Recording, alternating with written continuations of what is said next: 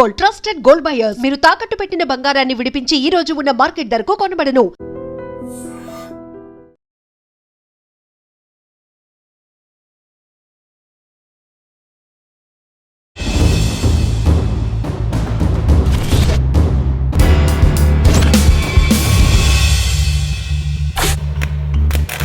Welcome to iDream. ఆంధ్రప్రదేశ్లో మారేడుమి నగరంలో అమరులైన హిడ్మాకి మొట్టమొదటి బాధ్యత వహించిన సంబాల రవీందర్ అలియాస్ అర్జున్తో పాటు రాజీకి సమకాలికులైన అలియాస్ జైబక్కార్.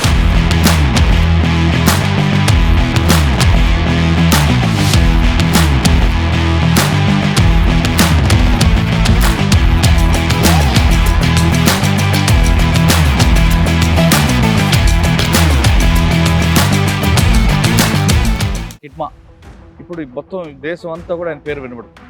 కానీ హిడ్మాకి తొలి గురువు మీరు. హిడ్మా మీకు ఎలా పరిచయం అయ్యారు? మీకు ఎవరు బాధ్యత చేయమని చెప్పారు? హిడ్మాతో మీకున్న అనుభవం ఎలా జరిగింది? అప్పుడు విలాస్ అనే పేరు. ఎర్రగా బక్కగా ఉండేది. ఎక్సర్సైజ్ చేస్తాడు, రన్నింగ్ చేస్తాడు. పడిపోయింది అంటే ఆరోగ్యరీత్యంగా మంచిగా ఉండాలి, ధైర్యవంతులు ఉండాలి. ధైర్యం ఓకే అప్పటికే. నేను ఎప్పుడైతే రివర్స్ పంపినో అప్పటి నుంచి ఆయన మెదలో తిరుగుతుంది. అది నేను ఎందుకు పని చేయ, ఎట్లా పని చేయ, నన్ను ఈ అర్జున్ దాదా గింత చిన్న చూపు చూస్తాడా అనేది ఆయన మనసులో బాగా తీవ్రంగా ఉందన్నట్టు. మీకు ఆయనకి ఎంతకాలం పనిచేస్తారు హిడ్మా మీరు? 6 నెలలు 8 నెలలు మాతోనే ఉంటే. పెద్ద ఎత్తున దాడులు చేయాలంటే మళ్ళీ అందరం కలుసుకోవాల్సిందే, మళ్ళీ విడిపోవాల్సిందే. ట్రైనింగ్లో భాగం కూడా. దాడిలో ఎలా ఉంటాడు? యాక్టివ్ ఎలా? ఆయనకున్న సామర్థ్యం ఏంటంటే ధైర్యము, తెలివి ప్లస్ ఆ అధ్యయనంలో పుట్టిందే ప్రాక్టీస్. ఇవి అది నేను గ్రహించింది ఆయన డెవలప్ కావడానికి. అదే ఆయన చేసిన వ్యూహం ఎలాగుంటుంది? ఆ వ్యూహంలో పోలీసులు పడ్డారా? అటువంటి దాడులు ఏమైనా ఫెయిల్ అయ్యా? ఆయనకి ఎట్లా కొత్త పోలీసు తయారు చేసిందంటే దాన్ని మొదటి దెబ్బ నాదే పడాలని ఉంటుంది. నేను అట్లే కాదు, వాళ్ళు మన దగ్గరికి వస్తాడు కాదు, మనమే వాళ్ళ దగ్గరికి పోవాలి. అంటే వాళ్ళు ఉరుక్కున్న క్రమంలో కూడా మనం కొట్టాలి, ఆపి దెబ్బ కొట్టాలని ఈ మొబైల్ ఆంబులెన్స్ అనేది తను డెవలప్ చేసిందే. ఈ సింగర్ మోడల్లో కొట్టింది మొబైల్ ఆంబులెన్స్. అంటే శత్రువు పోతుంటేనే మనం ఫైరింగ్ చేయాలి, అంతే. ఫైరింగ్ చేయాలి, ఆడ ఫైరింగ్ చేస్తే ఆపాలి. రిట్రీట్ అవుతున్నప్పుడు కొట్టడం అన్యాయం కదన్నది. ఫస్ట్ ఏంటంటే గిర్ల యుద్ధం, హిట్ అండ్ రన్, దెబ్బ కొట్టు వెనక్కి తప్పు. అయితే దీన్ని డెవలప్ చేయాలి కాబట్టి మొబైల్ యుద్ధం అంటే గిర్ల యుద్ధం కంటే కొంచెం ఒక 5 చంపిండు కొబ్బరి వాళ్ళను, 5 తుపాలు పట్టుకుని వచ్చింది.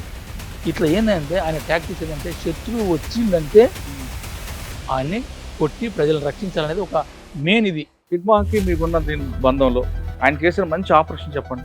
దేశవ్యాప్తంగా ఒక ఆందోళన సృష్టించింది. 76 మంది సిఆర్పిఎఫ్ ముకురం. అది 3 గంటల పోరాటం.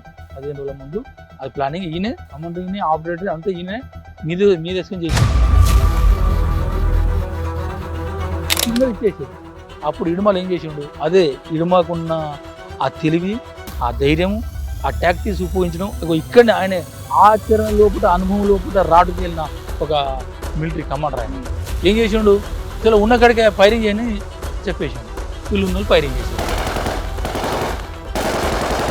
ఇడుమలు తన బలగాలు పట్టుకొని ఎక్కడైతే వీళ్ళు కవర్ తీసుకోవాలనుకున్నారో వచ్చి కవర్ తీసుకొని కొడుతూ అట్లా 3 గంటల ఫైరింగ్. 76 మంది చనిపోయింది. వీళ్ళు ఒక 12 మంది వీళ్ళు చనిపోయారు, 8 మంది గాయపడ్డారు. అంత తెలివైన వ్యక్తి, శత్రువుని తక్కువ అంచనా వేయన వ్యక్తి. ఇప్పుడు మారేడుమిల్లికి ఎందుకు వచ్చాడు?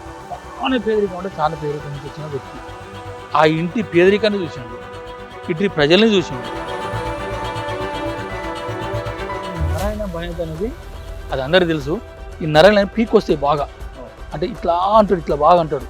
ఈ నరాన్ని బాగా పీక్ వచ్చే సమస్య బాగుంటాయి, మందులు వాడతాడు. వీకెండ్ మొత్తం చుట్టుముట్టుడు కాబట్టి మనం వేరే రాష్ట్రాలకి వెళ్ళిపోవాలనే ఒక ఆలోచన తీసుకున్నారా అనేది ఒకటి. రెండోది, తనకి సీరియస్గా ఆరోగ్య సమస్య ఉన్నాయి కాబట్టి ఏమన్నా మెడిసిన్ కోసం వేరే హాస్పిటల్కి పంపుతుండ్రా అనేది ఈ 2 ఆలోచనలు తప్ప మిగతా అయితే ఆయన సరెండర్ అవుతాడు అనేది నేను అనుకోను. హిడ్మాతో పాటు రాజీ చనిపోయారు కాబట్టి ఆమె పార్టీలోకి ఎందుకు వచ్చారు? 20 సంవత్సరాల పార్టీలో ఆమె చేసిన కార్యక్రమాలు ఏంటి? రాజే వాళ్ళ నాన్న అక్కడ వీరపురం గ్రామంలో పటేలు. కానీ ఆ పటేల్ అయినా కూడా అక్కడ ఉన్న ఈ ఫారెస్ట్ వాళ్ళు భూములు కొట్టుకోవడానికి, సాగు చేయడానికి ఇవ్వకపోయేది ఆ టైంలో. 98లో వచ్చింది ఈమె. ఇద్దరు కలిసి పనిచేసిన పని ఎక్కడెక్కడ పని చేశారు? ఆమె గొల్లపల్లి ఏరియాలో. మీది కిష్టారం, నాది కిష్టారం, గొల్లపల్లి కిష్టారం కలిసే ఉన్నాయి. అసలు ఇవ్వకపోయేది, రాత్రి వచ్చి చాప్ చేసిండనే, టేక చెట్టు కొట్టిండనే, కొట్టేది, తిట్టేది. మా నాన్నకు జైలు తీసుకోపోతే మాకు తినడానికి ఏం ఉండకపోయేది. అంత కరువు, అంత ఏం. 93 నుంచి ఎంతకాలం పనిచేశారు పార్టీలో? 2014. 2014 ఎందుకు వచ్చారు? నాకు అప్పుడు ఆరోగ్యం సహకరించలేదు.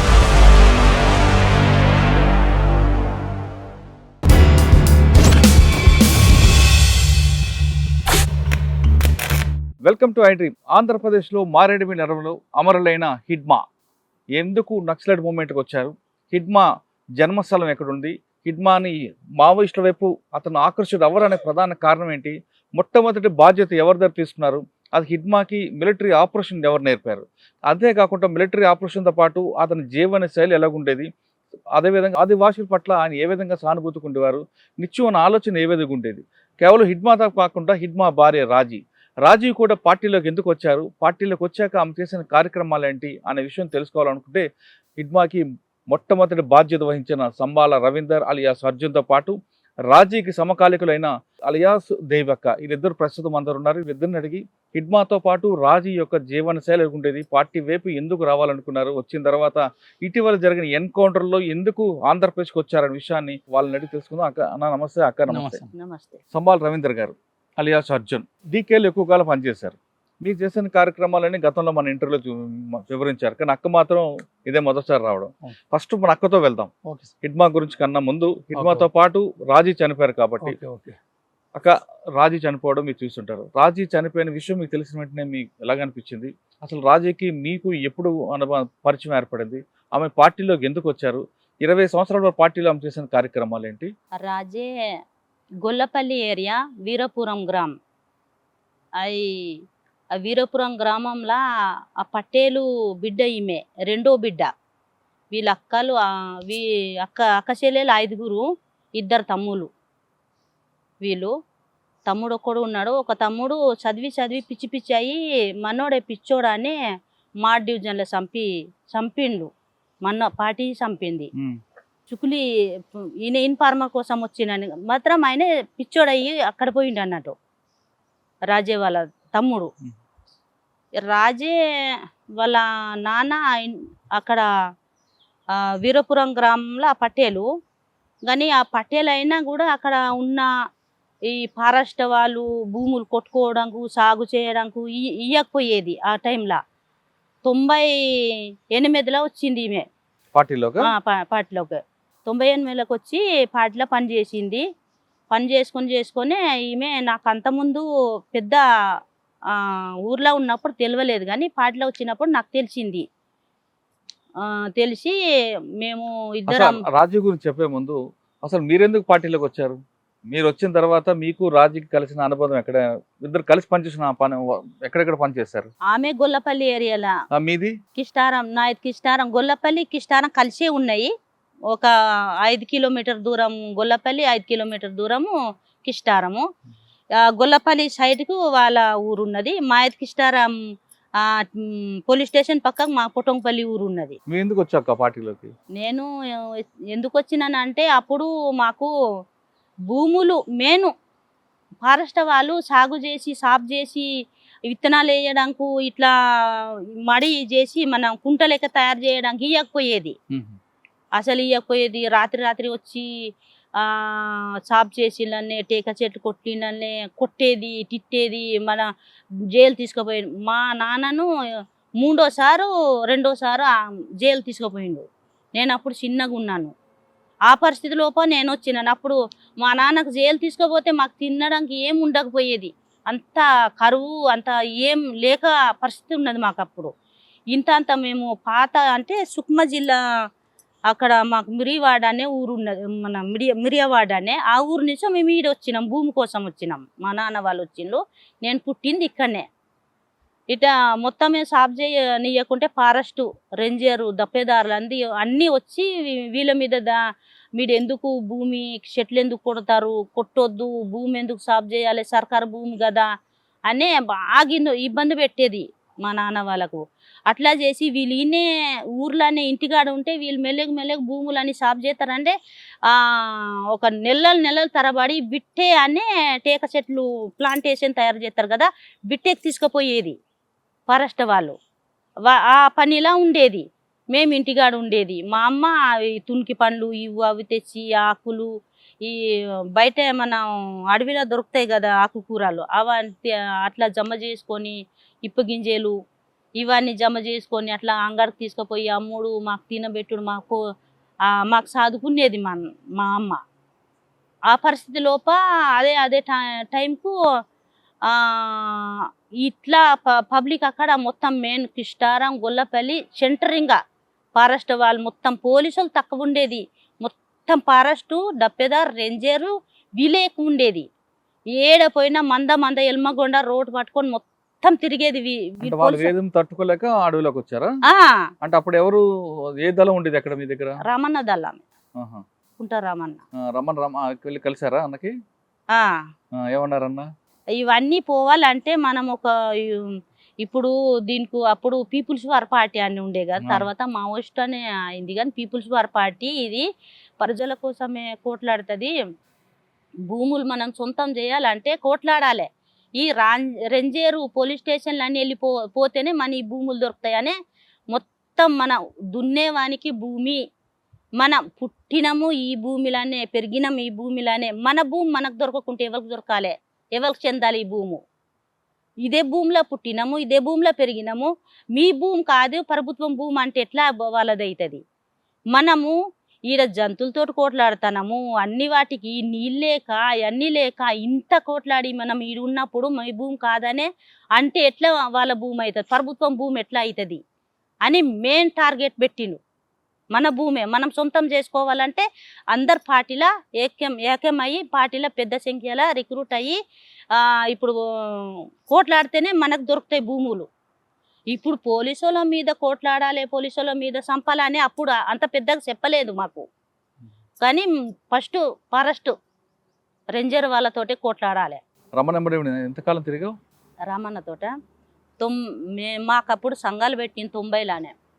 సంఘాలు పెట్టు మహిళా సంఘాలు మాకు 90లో పెట్టిండు. అప్పుడే 90లోనే పెట్టంగానే మాకు కొద్ది రోజుల టైంకేనే జంజాగరానే అప్పుడు లేపింది. ఇంకా ఆడాడ మొత్తము పోలీసు వాళ్ళు వచ్చి కొట్టుడు, తీసుకుపోడు, సంఘాలకన్నీ నిర్మాణాలకన్నీ తీసుకుపోవడం స్టార్ట్ అయింది. అప్పుడే ఇంకా 90లో జంజాగర్ వచ్చింది. మేము 90లోనే సంఘాలని నిర్మాణాలు అయినాయి.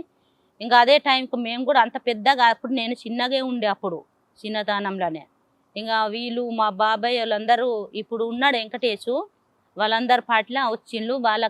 వాళ్ళకు చూసి మేము కూడా అసలు పోవాలి ఇవన్నీ ఫారెస్ట్ ఇప్పుడు అడవి అంతా నరికి బీట్లు ఇట్లా ఇవి చెట్లని కట్ చేసి అవి మొద్దులు ఇంత మొద్దులు చేసి లారీలు కుంటకు తీసుకుపోయేది బీట్ మొద్దులు. అడవి అంతా మొత్తం అసలు అడవి నరికేది ఫారెస్ట్ వాళ్ళే.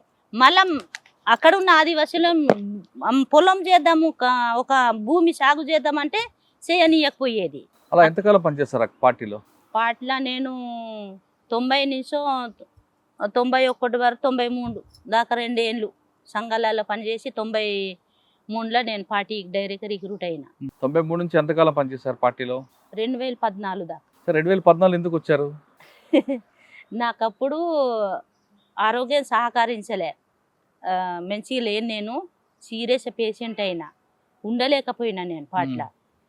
అట్లనే నేను పేషెంట్ అయిన క్రమంలోనే పార్టీలో కూడా కొన్ని విభేదాలు, అంటే వ్యక్తిగత పార్టీ సిద్ధాంత పరం కాదు, కొన్ని అట్లా విభేదాలు వచ్చినాయి. ఏమొచ్చాయి ఎవరెవరికి? కమిటీలా అట్లా కమిటీ పరంగా. పార్టీలోంచి మీరు దాదాపు 20 సంవత్సరాలు పనిచేస్తారు కదా, 20 సంవత్సరాల్లో అన్న ఎక్కడ పరిచయారు మీకు? అన్న కూడా అప్పుడు మిలిటరీ దళం అని ఉండే, నేను అప్పటికే వచ్చిన పార్టీలో ఉన్నాను. ఒక బాసగూడెంలోనే చూసిన, బాసగూడ దళంలో చూసి పెళ్లి చేసుకుంటా కమిటీకి చెప్పారా? లేదు, చాలా రోజులు కలిసి పని చేసినాం. కలిసి ఒక నేను ఆయనకు చూసుడు అంటే 90లో రిక్రూట్ అయితే 94, 95, 96లో మేము పెళ్ళి అయింది. ఆహా.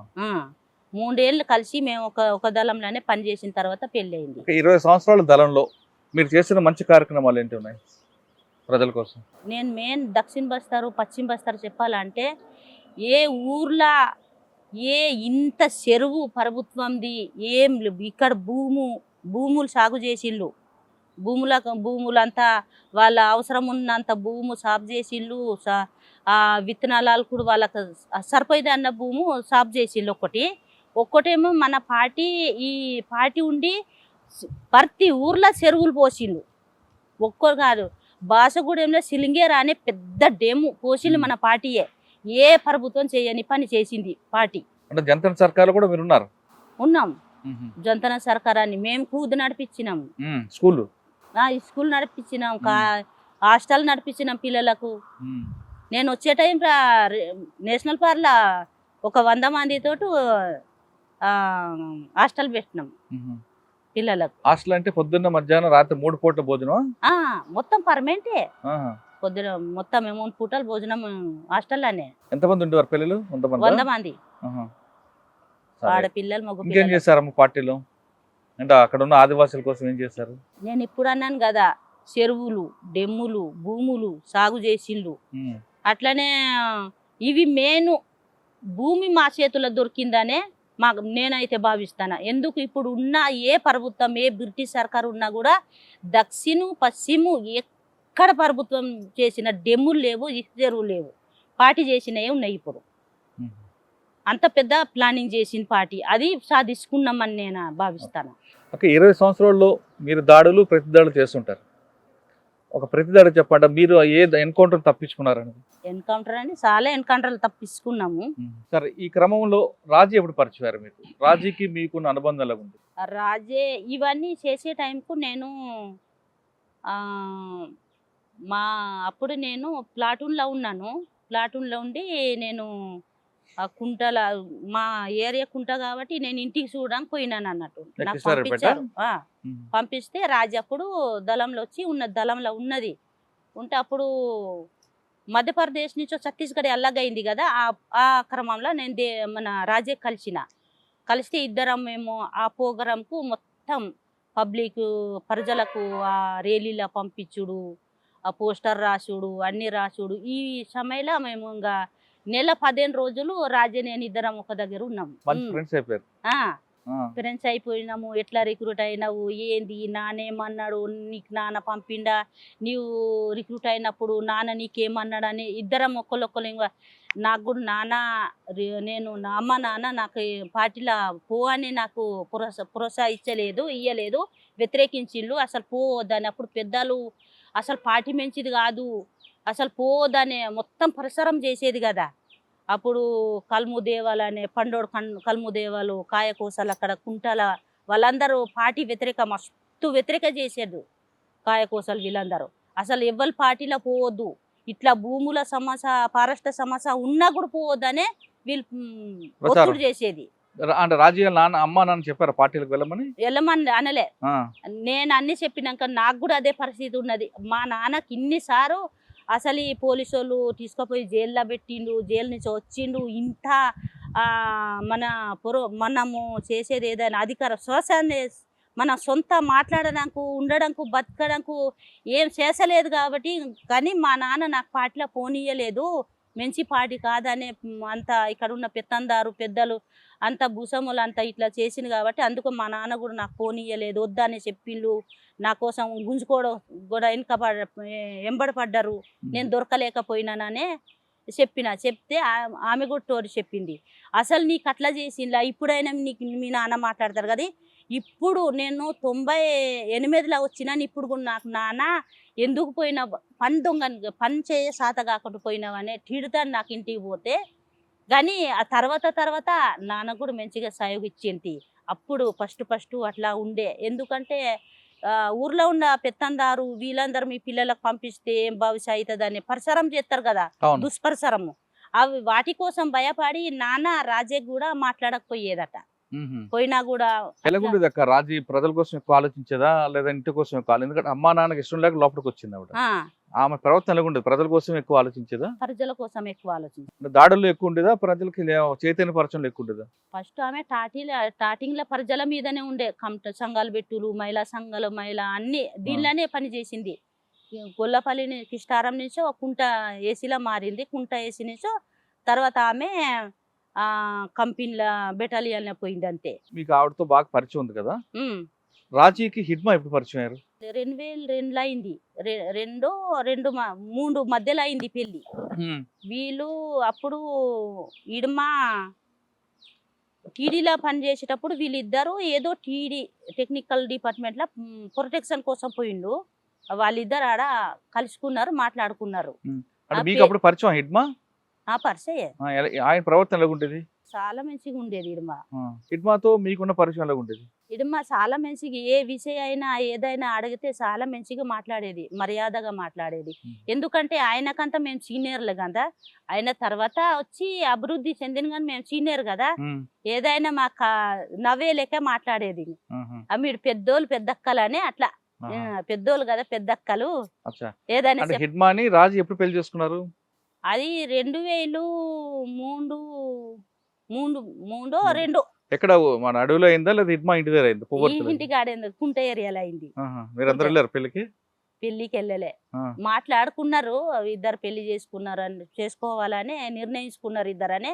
అంతే వారు తిన్నాం, తర్వాత పెళ్లి అయిందని విన్నాం అంతే. తర్వాత మళ్ళీ ఎప్పుడు మీరు అందరూ కలిసారు? హిడ్మా, మీరు, రాజీ అందరు కలిసారు? ఇప్పుడు పనిచేశారా? కలిసినాం. ఎక్కడ ఎక్కువైతే దక్షిణలోనే, ఈ మన జొన్నగూడెము, ఈ మన సిలింగేరు, అటుపోతే పిడియా అట్లా కలిసేది. ఇంకా కలిసి రాజే కూడా ఫస్ట్ ఇడుమలో వచ్చిన బియ్యంలా వచ్చినాక రాజే ఏసీ కుంటే ఏసీలో ఉంటే ఆమెకు కూడా బియ్యం. రాజీ మీరు హిడ్మా కలిసి ఎక్కడైనా దాడిలో ఉన్నారా? ఏదైనా దాడులు చేశారా? అంటే మీ ఇద్దరు ఎప్పుడు విడిపోయారు? రాజీ మీరు? రాజే నేను పార్టీకి ఎప్పుడో ఇడిచిపెట్టినా అప్పుడు ఇంకా రాజేకి నేను కట్ అయినాను అంతే. రాజీ వద్దని చెప్పలేదా? ఉండమన్నారా వెళ్ళిపోమన్నారు బయటికి? మనం ఆ విషయం చెప్పాం కదా, చెప్పలేను నేను ఆ విషయం. తర్వాత బయటకు వచ్చి ఎప్పుడు కలవలేదా? మాట్లాడుకోలేదా? కలవలే. వాళ్ళు ఎందుకు కలుతారు నాకు సార్? కలవలే. మీతో దాదాపు 20 సంవత్సరాలు అంటే కలిసి ఒక నెల రోజులు కలిసి పనిచేయడం, దగ్గరుండి పనిచేయడం నెల రోజులు అయితే, పార్టీలో ఉండే 20 సంవత్సరాలు మీ ఇద్దరు కలిసి ఉన్నారు, పక్క గ్రామం. అంత టైం కలవలే గాని ఇట్లా కలిసి 2-3 గంటలు విడిపోయేది అట్లా. కానీ అది ఒక్కసారి ఆమె గొల్లపల్లి డిప్యూటీ కమాండర్ గా ఆమె బాధ్యుడిగా ఉన్నది. కమాండర్ రాజేష్ ఉన్నాడు.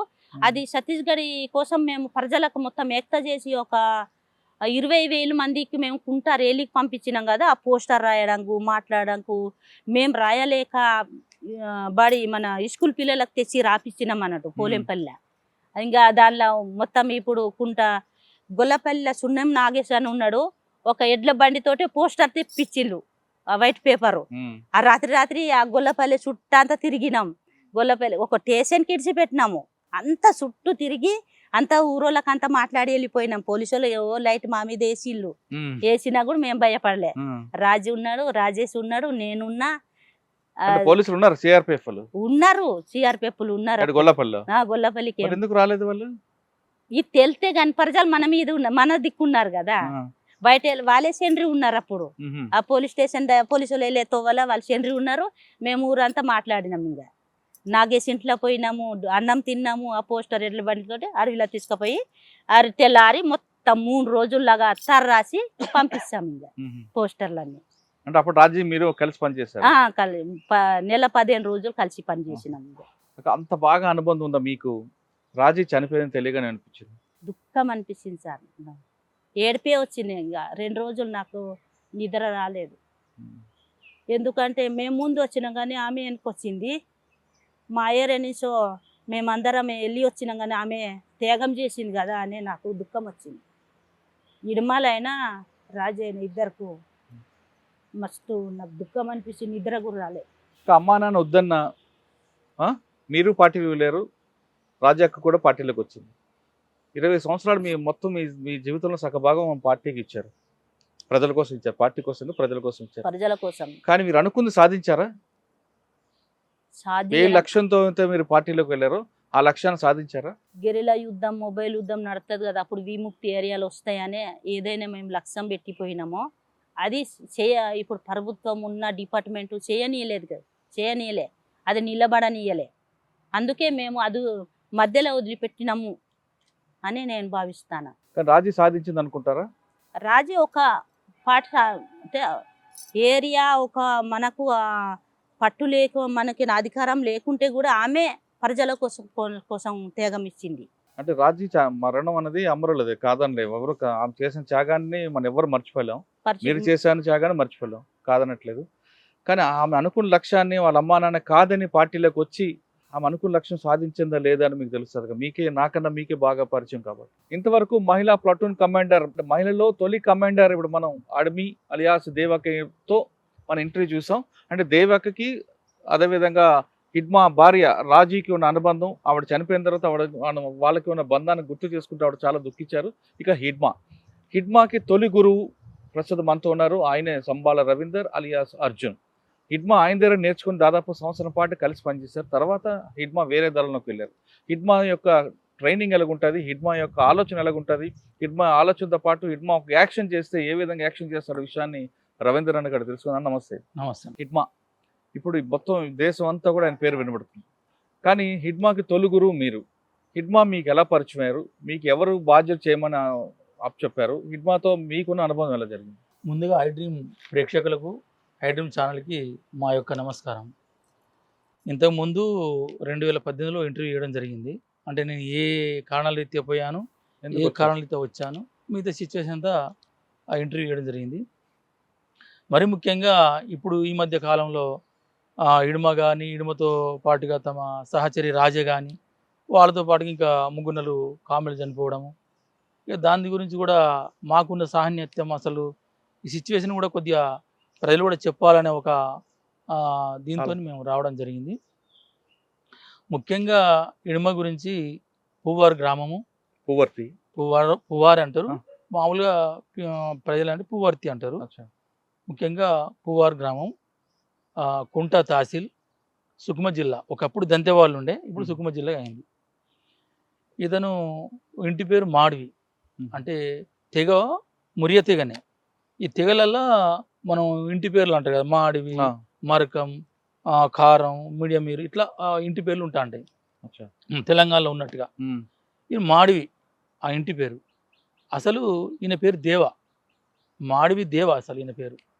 పాటలకు వచ్చిన తర్వాత నాకు 1998లో నాకు కలిసిండు. అప్పుడు విలాస్ అనే పేరుండే నాకు కలిసినప్పుడు. మీకు ఎవరు పరిచయం చేశారు?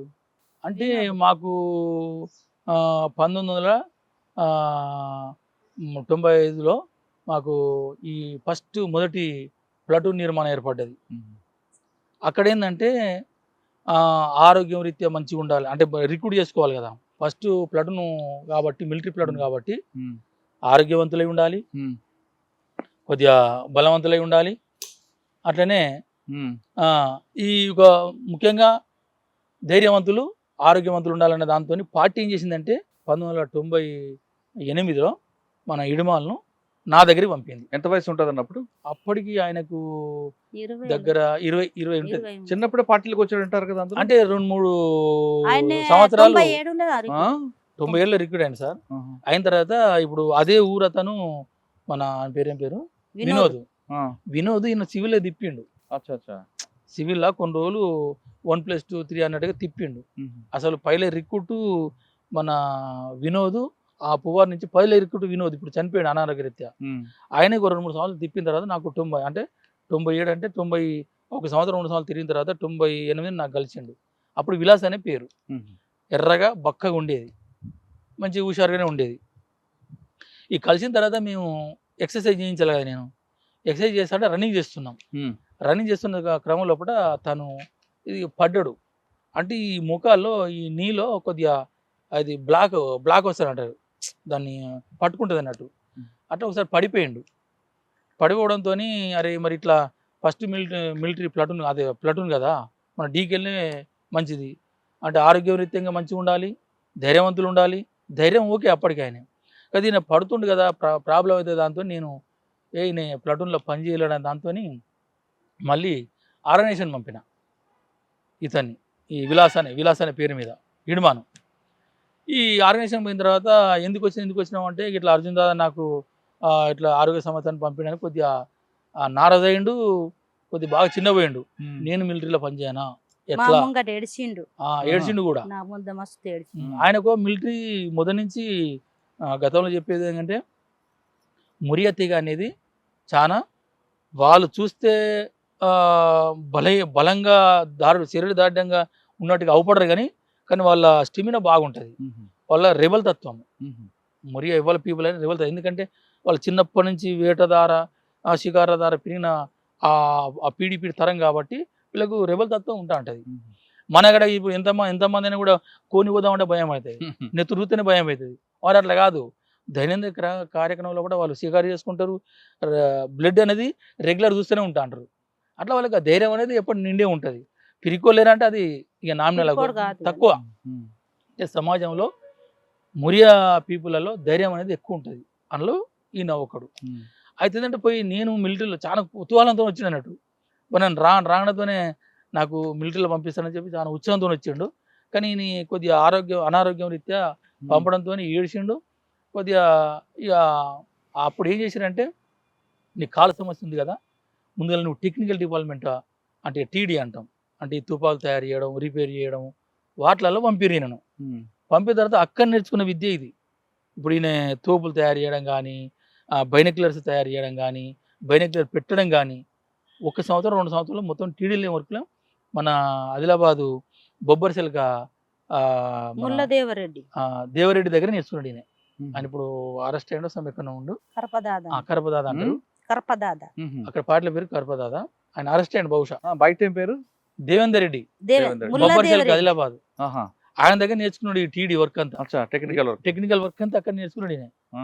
సంవత్సరం 2 సంవత్సరాలు యాక్టివ్గా నేర్చుకున్నాడు అన్నట్టుగా. 3 సంవత్సరాలు నేర్చుకున్నాడు అక్కడ నేర్చుకున్న తర్వాత ఇక పార్టీ చెప్పిన ప్రకారము ఆయన బాసగూడ దళం ఉన్నాడు, తర్వాత కుంటాయిలు కమాండర్ ఉన్నాడు. అప్పుడు ఇక దాళ్ళు కొద్దిగా చిన్న పెరుగుతూనే ఉన్నాయి. ఇక అప్పుడు చిన్న ఘటనల్లో ధైర్యంగా ఉండడం అట్లా ఇక ఆయన నేను ఎప్పుడైతే రివర్స్ పంపినో అప్పటి నుంచి ఆయన మెదలో తిరుగుతుంది అది, నేను ఎందుకు పని చేయ, ఎట్లా పని చేయ, నన్ను ఈ అర్జున్ దాదా గింత చిన్న చూపు చూస్తాడా అనేది ఆయన మనసులో బాగా తీవ్రంగా ఉందన్నట్టు. మీ ఆయన నాకు పంపించిననే ఏడ్చిని పట్టుకొని పంపిస్తాననే ఏడ్చిండు. కాలు ఇంత వాపున్నది, అది తలిగింది కదా దెబ్బ.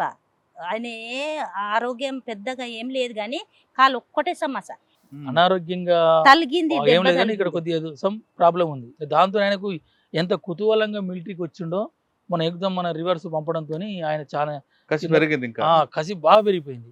ఇక అప్పటి నుంచి ఎల్ఓఎస్ కమాండర్లు ఉండగానే చిన్న అవి మనం అవి కొట్టడం కూడా ముందు చెప్పుకున్నాడు. ఈ తర్వాత ఈ యాక్టివ్నెస్ ఉన్న తర్వాత అప్పుడు నేను మొదటి ప్లాటూన్ కమాండర్ ఉంటుంది. 2000లో 2 ప్లాటూన్ విడి చేశాను. అంటే గడిచిలో ఒక ప్లాటూను, రెండోది బీజపూర్ జిల్లాలో. అక్కడ నేను 2వ ప్లాటూన్ కమాండర్ అయితే ఉన్నా. అది 2వ ప్లాటూన్ కమాండర్ ఉన్నప్పుడు ఆయన ఈ మిలిటరీ సంబంధించిన అన్ని ఈ థింకింగ్ ఈ నేచర్ పెరగడంతో ఆయనకు యథావిధిగా 3వ ప్లాటూను తయారు చేసిండు. ఆ 3వ ప్లాటూన్కి వచ్చేసిండు డైరెక్ట్. అంటే ఇప్పుడు మిలిటరీ యాక్షన్స్ కొన్ని చేసిండు కదా, చిన్న పెద్ద ప్రమోషన్ వచ్చింది ఉన్నది కదా. ఈ పిల్లగాడు ఏదో కాళ్ళు సమస్యతో పంపిరు కానీ ఇది కరెక్ట్ కాదని చెప్పి ఆయనను 3వ ప్లాటూన్గా వచ్చేసిండు. 3వ ప్లాటూన్లో సభ్యుడిగానే వచ్చిండు అని కూడా బహుశా సెక్షన్ కమాండర్ తెలియదు, అప్పుడు నాకు గుర్తులేదు. ఇక 3వ ప్లాటూన్కి వచ్చేసిండు. ఈ 3వ ప్లాటూన్గా వచ్చేసిండు. అక్కడికి వచ్చిన తర్వాత నేను అప్పుడు ఏంటంటే నేను 2వ ప్లాటూన్ వదిలిపెట్టి 2004లో కంపెనీ 1కు పోయినా. నేను కంపెనీ 1కి వెళ్ళిపోయినా. ఎక్కడది? మాడ్లో. అంటే మొత్తం డీకే వ్యాప్తంగా మొత్తము కంపెనీ 1 దాని కమాండర్కి వెళ్ళిన. ఫస్ట్ మన పార్టీలనే మొదటి కంపెనీ కమాండర్ నేనే. అది 2004లో. అప్పుడు ఇంకేం చేసారు, ఒక్కొక్క డివిజన్కు ఒక్కొక్క కంపెనీ ఉండాలనేది అప్పుడు మన పార్టీ తీసుకున్న నిర్ణయం. అంటే మాడు స్థావరంగా ఒక కంపెనీ ఉండాలి, అంటే ప్రొటెక్షన్ రీత్యా కానీ శత్రుదాళ్ళ రీత్యా కానీ ఎదుర్కోవాలంటే ఒక కంపెనీ ఉండాలని చెప్పి అక్కడ కంపెనీ తయారు చేసిండు. ఇక 2వ కంపెనీ అనేది ఇక్కడ సౌత్ బస్తాల్లో తయారు చేసిండు. అక్కడ 2వ కంపెనీగా ఈ పడకల స్వామి కమాండర్ ఉండే, ఈ ఇడుమలు సెక్షన్ కమాండర్ ఉండే. మీరు ఎక్కడ ట్రైనింగ్ ఇచ్చారానికి? మీకు ఆయనకి ఎంతకాలం పనిచేశారు విడ్మా? మేమా మేము ఒక 6 నెలలు 7 నెలలు మాతోనే ఉండే ఆ, ఇక్కడ మా ఫస్ట్ ప్లాట్ ఉండే. ఆ, తర్వాత ఇక మేము దాడులు అయితే కలుసుకుంటాం కదా. ఆ, ఇప్పుడు పెద్ద ఎత్తున దాడులు చేయాలంటే మళ్ళీ అందరం కలుసుకోవాల్సిందే, ఉమ్, మళ్ళీ విడిపోవాల్సిందే. ఉమ్, ట్రైనింగ్లో భాగం కూడా 50-60 మంది ట్రైనింగ్ చేయాలి. ట్రైనింగ్లో భాగాలు అంటే ఒకే యూనిట్లో మేము పనిచేయకుండా కలిసేది మీటింగ్ల రీత్యా, మన ట్రైనింగ్ల రీత్యా, దాడుల రీత్యా కలిసేది, విడిపోయేది. ఉమ్, ఆ రకంగా ఏంటంటే తను మంచి ఒక మిలిటరీ మ్యాన్గా, నేను మొదటి కమాండర్ అయినా కూడా నా నుంచి మిలిటరీ ట్రైనింగ్ కూడా నేను ఇచ్చేది కదా. ఉమ్. సార్ మధ్య మధ్యలో ఎప్పుడు కలుసుకున్నారు? మధ్య మధ్యలో అంటే వచ్చిన తర్వాత ఇప్పుడు ఇక్కడ మన మురికినారు రేడ్ ఒకటి జరిగింది. మురికినారు రేడ్లో భాగంగా కలుసుకున్నాం. ఒకటి అంతకుముందు బాసగూడ ఒక మిలిటరీ క్యాంప్ జరిగింది, అందులో భాగంగా కలుసుకున్నాం.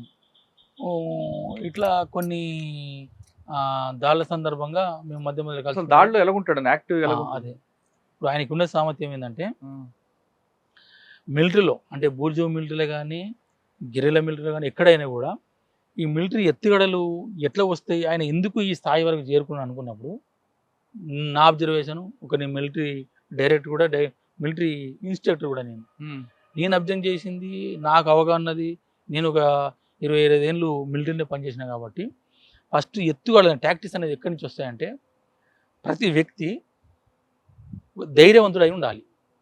ఇది ఫస్ట్ ఆఫ్ ఆల్. దానిలో భాగంగా ధైర్యవంతులతో పాటుగా తెలివికలుడై ఉండాలి. ధైర్యము తెలివి ప్లస్ ఈ రెండు ఉంటే ఏం చేస్తాడంటే స్థానిక భౌతిక భౌగోళిక పరిస్థితులను అధ్యయనం చేస్తాడు. ఆ అధ్యయనంలో పుట్టిందే టాక్టిక్స్, ఎత్తుగడలు. ఇవి ఈ ధైర్యము, తెలివితేటలు, అక్కడున్న పరిస్థితులకు అనుగుణంగా చొరవగా ఒక ఎత్తుగడలను సృష్టించే వ్యక్తి ఇడుమాలు. అందుకోసము నీ సిఆర్పిఎఫ్ వచ్చినా, నాగా ఫోర్స్ వచ్చినా, లేకపోతే ఎస్టీఎఫ్ వచ్చినా, ఇప్పుడు కోబ్రా వచ్చినా, మళ్ళీ ఇప్పుడు డిఆర్జీ, వీళ్ళంతా వచ్చిన వీళ్ళందరినీ ఎదుర్కొని తట్టుకొని ఇంత బలగాల్ని సురక్షిత నడిపిందంటే ఇవే కారణము. ధైర్యము, తెలివితేటలు, స్థానిక భౌగోళిక భౌతిక పరిస్థితులను అంచనా కట్టి ఎత్తుగడలు సృష్టించింది కాబట్టి ఈయన ఇంత డెవలప్ అయ్యిండు. ఉదాహరణకి ఏంటంటే ఒక పాము వస్తుంది, పాము మన ముందు వస్తుంది, కానీ పిరికున్నాడు ఉరుకుతాడు, ఉరికితే ఆలోచించలేడు. ధైర్యవంతుడు ఏంటంటే నిలబడితే అంటే తెలివి ఉన్నాడు ఏం చేస్తాడు, అది పొక్కల దూరిందా, చెట్టు ఎక్కుతుందా, లేకపోతే ఇంకెక్కడుందనేది ఆ భౌగోళిక పరిస్థితులను అంచనా కడతారు. కాబట్టి కట్టెతో చంపొచ్చా, రాయితో చంపొచ్చా, పొక్కలు దూరితే పొగ పెట్టవచ్చా, ఇవి ఎత్తుగడలు. ఒక పామును చంపాలంటే ధైర్యవంతుడు ఆగి తోక పట్టుకోవడమా, చంపడం అనేది ఏదైతే ఎత్తుగడ వేస్తాడో ఇడమ లోపల కూడా ఆ తెలివి ఉన్నది. అది నేను గ్రహించింది ఆయన డెవలప్ కావడానికి అదే. అలా ఆ విధంగా ఒక ఎగ్జాంపుల్ చెప్పండి, పాము కాకుండా ఒక దాడి నుంచి ఆయన వేసిన వ్యూహం ఎలాగుంటది, ఆ దాడిలో ఆ వ్యూహంలో పోలీసులు పడ్డారా, అలా అటువంటి దాడులు ఏమైనా ఫెయిల్ అయ్యా? ఒకటి చెప్పండి.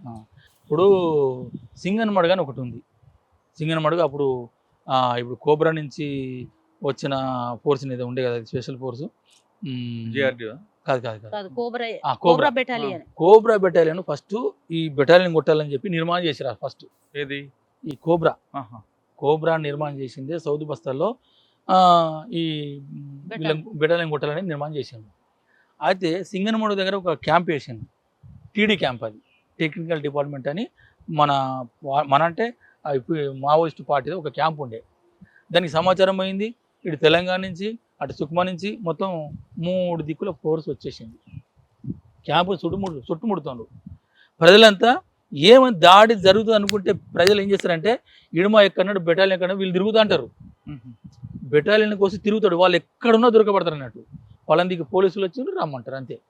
ఇక నీకు వేరేగా అంటే ఉరుకుతా అంటారు, ఎక్కడని వాళ్ళను బెటాలియన్ పట్టుకొని వచ్చి తీసుకొని వస్తా అంటారు. అట్లేందంటే ఈ సింగనమడుగు అనే ఒక క్యాంపు మీద పోలీసులు దాడి చేసింది.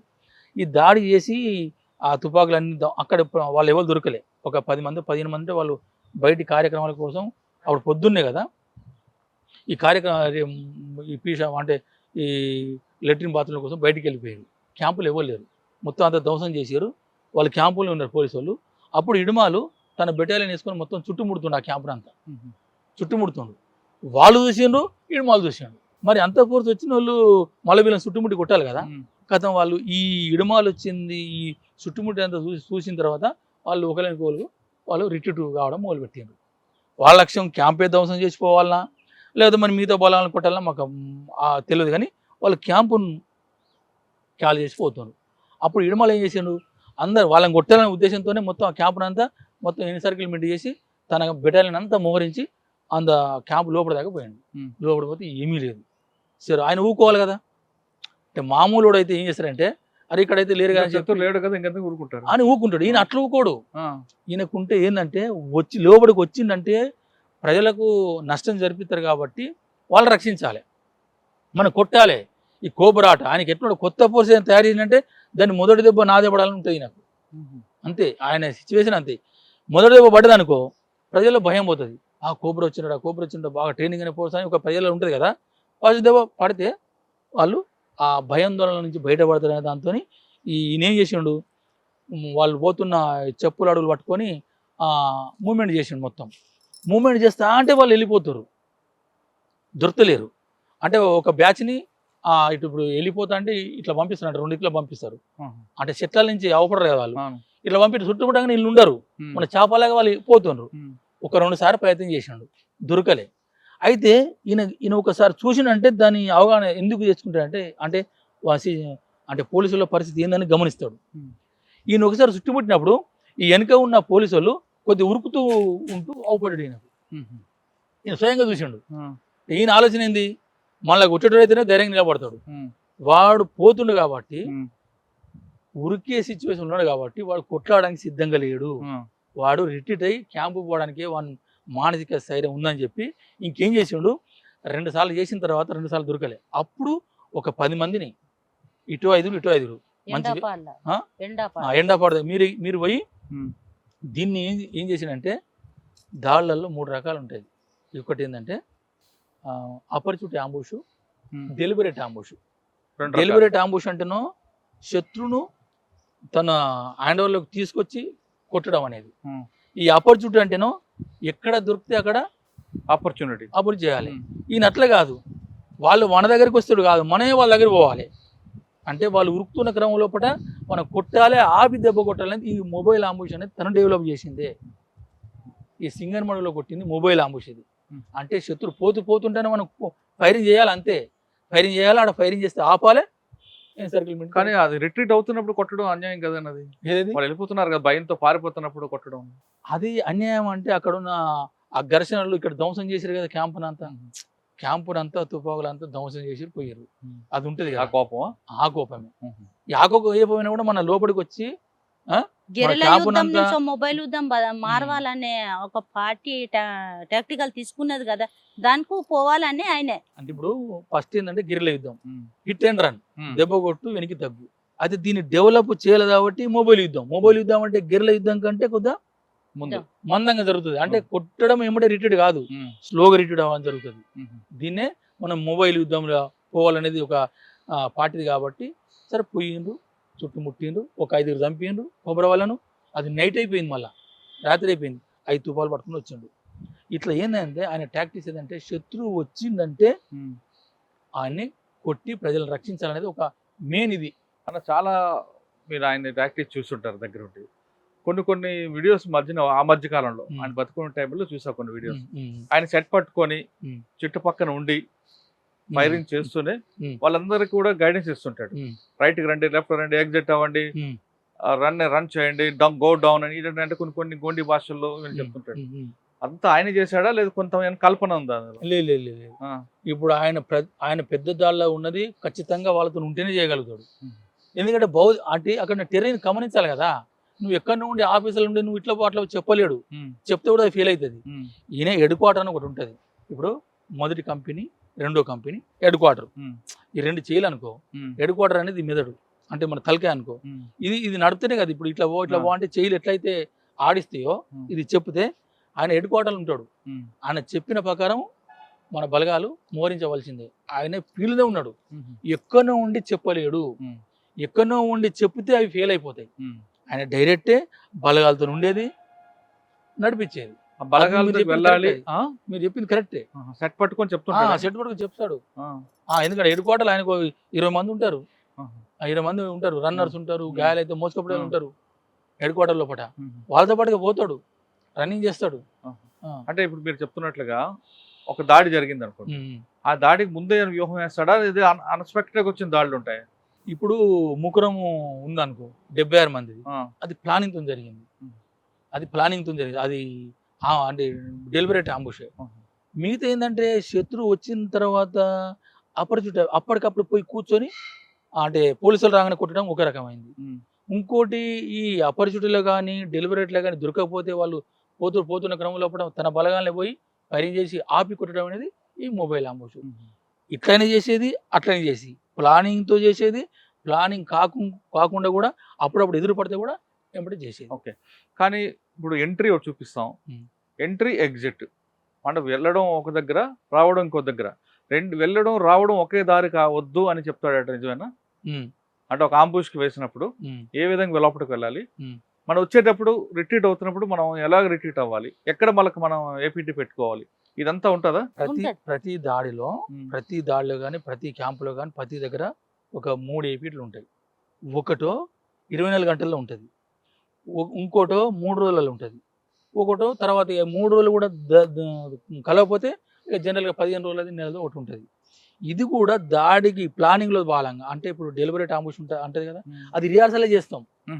అది బాంబులు ఎక్కడ పెట్టాలి, మైన్ ప్రూఫ్ అయితే ఎక్కడికి వస్తుంది, ఇంకా అది మొత్తం బాంబింగ్ మొత్తం సెట్టింగ్ చేసిన తర్వాత ఎట్లా కొట్టాలి, ఎట్లా చేయాలి, పోలీసులు ఏ బొందల కవర్ చేసుకుంటారు, ఏ సెట్ల కవర్ చేసుకుంటారు అనేది ముందు ప్లానింగ్లో బాగుంటుంది. అప్పుడు ఇగో ఈ రకంగా మనం రిట్రీట్ కావాలి, ఇగో ఇట్లా పోవాలి, ఇట్లా అటాక్ అయింది అనుకో మరి ఇట్లా పోవాలి, ఇది రిహార్సల్ భాగంగా ఉంటుంది.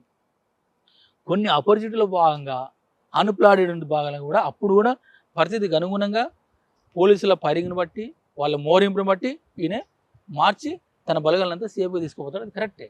కానీ ఇంకొకసారి మనకి పోలీసులు ఇన్విటేషన్ పంపిస్తారా, మనమే ఇన్విటేషన్ ఇస్తాం పోలీసుకి? అంటే ఇన్విటేషన్ అంటే ఫైరింగ్, పోలీసులు మీకు ఒక 10 కిలోమీటర్ డిస్టెన్స్లో మీకు ఉన్నారని ఇన్ఫర్మేషన్ వచ్చింది.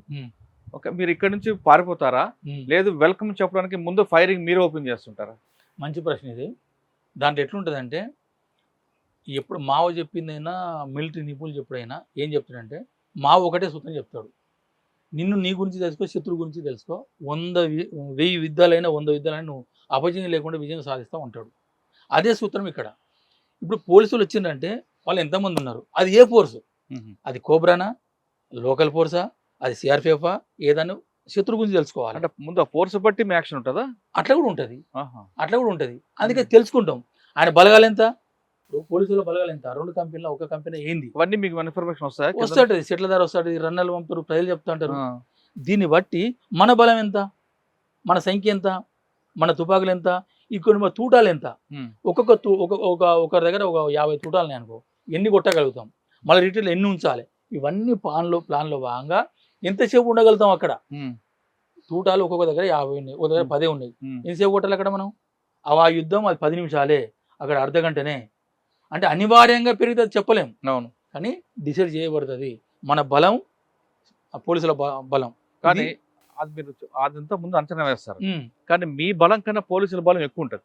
మీకు తోటాలు కొన్నే ఉంటాయి, వాళ్ళ దగ్గర తోటాలు కొన్ని వేల తోటాలు ఉంటాయి, వాళ్ళు వెచ్చలవిడిగా కాల్పులు జరుపుతారు. కానీ మీరు ప్రతి తోటాకి జాగ్రత్తగా ఆలోచించి ఫైర్ చేయాలి కదా, మరి అటువంటి సమస్య ఎలా పరిష్కరిస్తారు? అటువంటి సమస్యలు ఏం చేస్తామంటే, మనం పోలీసులకు ముందు బ్యాచ్ని కొట్టడమా, వెనుక బ్యాచ్ కొట్టడమా, మొత్తం ఆపగలడమా, మొత్తం ఆపాలంటే మనతో కాదు. అందుకోసం ముందు వచ్చి బ్యాచ్ని కొడదాం, ఒక 10 మందిని కొడదామా, 5 మందిని కొడదామా, కొట్టాలి, అక్కడ ఉన్న పరిస్థితిని బట్టి తుపాలు సీజ్ చేసుకోవాలి, లేకపోతే వెళ్ళిపోవాలి. అంటే ఫైరింగ్ ముందు మీరు ఇస్తారా, వాళ్ళు ఇస్తారా కాషన్? ఏంటిది ఫైరింగ్ ఫైర్ ఓపించాడు ఎవరైతే కమాండర్ ఉంటారో దీనికి సంబంధించింది. ఒకవేళ పోలీసు చూడలేదనుకో, మనమే ముందు ఇట్లా ఫార్మేషన్ వస్తున్నారు, ఇక గిడికి రాగానే ఓపెన్ చేయాలని ముందే ఉంటుంది అది డెలిబరేట్ అంబుష్లో. ఇక అపరిచిత అంబుష్లో అయితేనో అది కూడా ఇగో కమాండర్ ఓపెన్ చేస్తాడు, కమాండర్ ఇగో ఇంతమంది రాగానే అక్కడికి ఆఫ్ చేయాలి. ఈ కిల్లింగ్ జోన్లో ఒక 5 కావాలన్నా 10 మంది కావాలన్నది డిసైడ్ కమాండర్ చేస్తాడు, మిగతా వాళ్ళంతా అక్కడనే ఆపేస్తాం.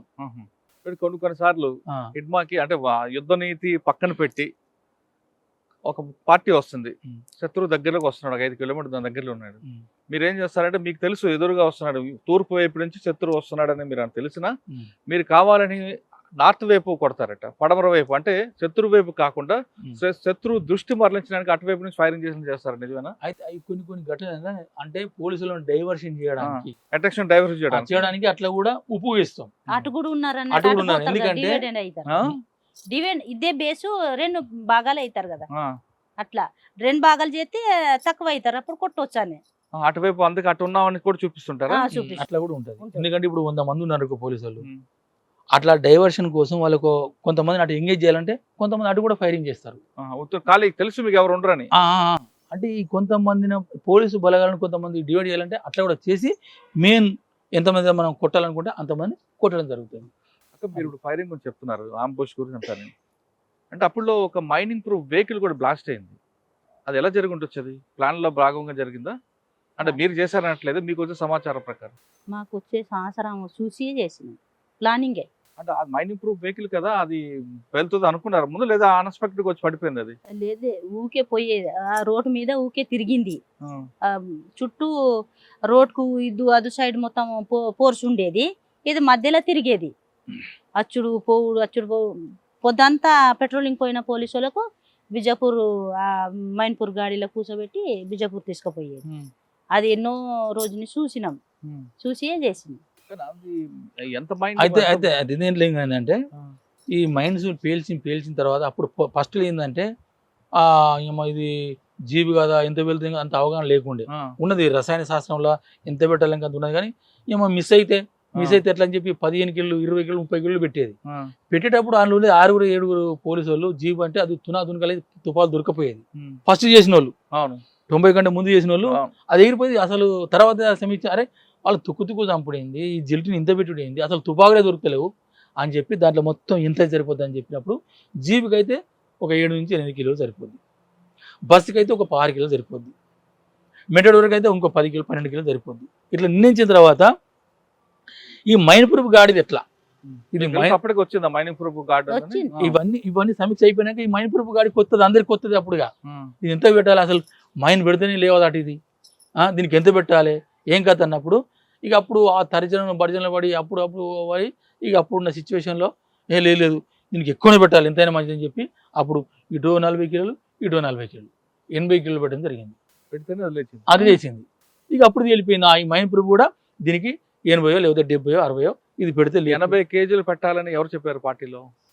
రాసి ఉన్నది కదా, మైన్ ప్రూఫ్ ఏమో రాసి లేదు కానీ అప్పుడు ఏంటంటే మనకు దీన్ని బ్లాక్ చేయాలి, అసలు దీన్ని బ్రేక్ చేయాలి, ఎంతో కొత్త ఎక్కువనే పెట్టాలి, దాంతో ఎక్కువ పెట్టడం జరిగింది.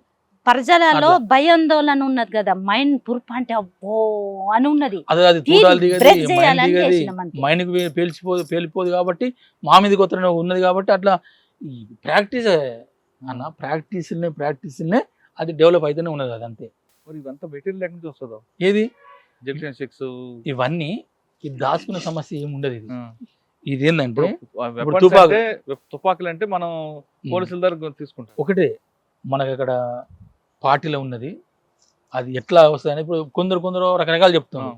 3 కుల్లంకులు చెప్పుకోవాలంటే, ఒకటి శత్రువుని ఆధారపడాలి అనేది ఇది మెయిన్ ఇది. అంటే నీకున్న శత్రు గోదాలే నీ గోదాములు, నీ దగ్గర శత్రువు దగ్గర అంటే పోలీసుల దగ్గర ఆయుధాలు నీ ఆయుధాలు. అది మావో చెప్పింది, అది ఇంప్లిమెంట్ చేసిండు, అది నేపాల్ జరిగింది, అన్ని దేశాల్లో జరిగింది. మనము స్వాధీనం చేసుకోవడం ఫస్ట్ ఆప్షన్. నువ్వు క్యాంపులు ఎందుకు పడతావా, స్టేషన్లు ఎందుకు పడతావా, పోలీసులు చంపి గుంజుకుంటావా, ఇది ఫస్ట్ ఆప్షన్. నువ్వు సీజ్ చేసుకోవాలి అంతే. శత్రు ఆయుధాలు నీ ఆయుధాలు.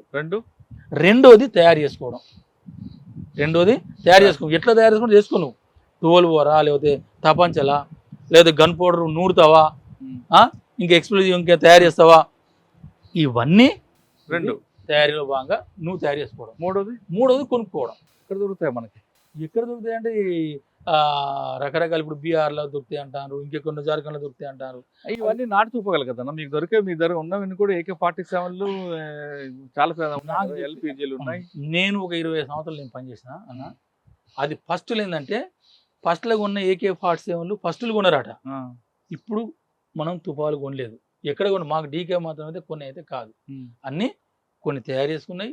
ఎక్కువ శాతం పోలీసుల దగ్గర గుంజుకునే తుపాకులే కొన్నాయి. అప్పుడు AK-47లు 10 కొన్నారంటే గవే అవి మరి కొన్ని కొనడానికి డబ్బులు కావాలి కదా మరి వనరులు. ఓనర్లు ఇప్పుడు కాంట్రాక్టర్ దగ్గర వసూలు చేస్తాం, లేవి వసూలు చేస్తాం, ప్రజల దగ్గర వసూలు చేస్తాం, పార్టీ సంబంధించిన ఫండ్ ఇదంతా అక్కడి నుంచి వస్తాయి. ఇంకెక్కడి నుంచి వస్తాయి మనకి? ఎంత ఉండొచ్చు అన్నది, ఎంత ఉండొచ్చు సాధారణంగా పార్టీకి ఫండ్ వచ్చిన తర్వాత ఆ ఫండ్ ప్రతి రూపాయి కూడా ఖర్చు పెట్టేది రాస్తారు మీరు. ఓకే, మిగతా వాళ్ళగా ఉండదు. ఉండదు. మీరు టీ తాగింది రాస్తారు, పేపర్ కొందుకు రాస్తారు. అందులో పార్టీకి ఎలాంటి ద్రోహం చేయరు. పార్టీ ఇచ్చిన క్రమశిక్షణ అది. ఓకే, అకౌంట్స్ ఖచ్చితంగా మెయింటైన్ చేస్తారు. మిగతా వాడు అది బయట ఉన్నాడైతే కొంచెం వెనకేసుకుంటాడు. అన్న ఇది చెప్పాలి ప్రజలకు కూడా.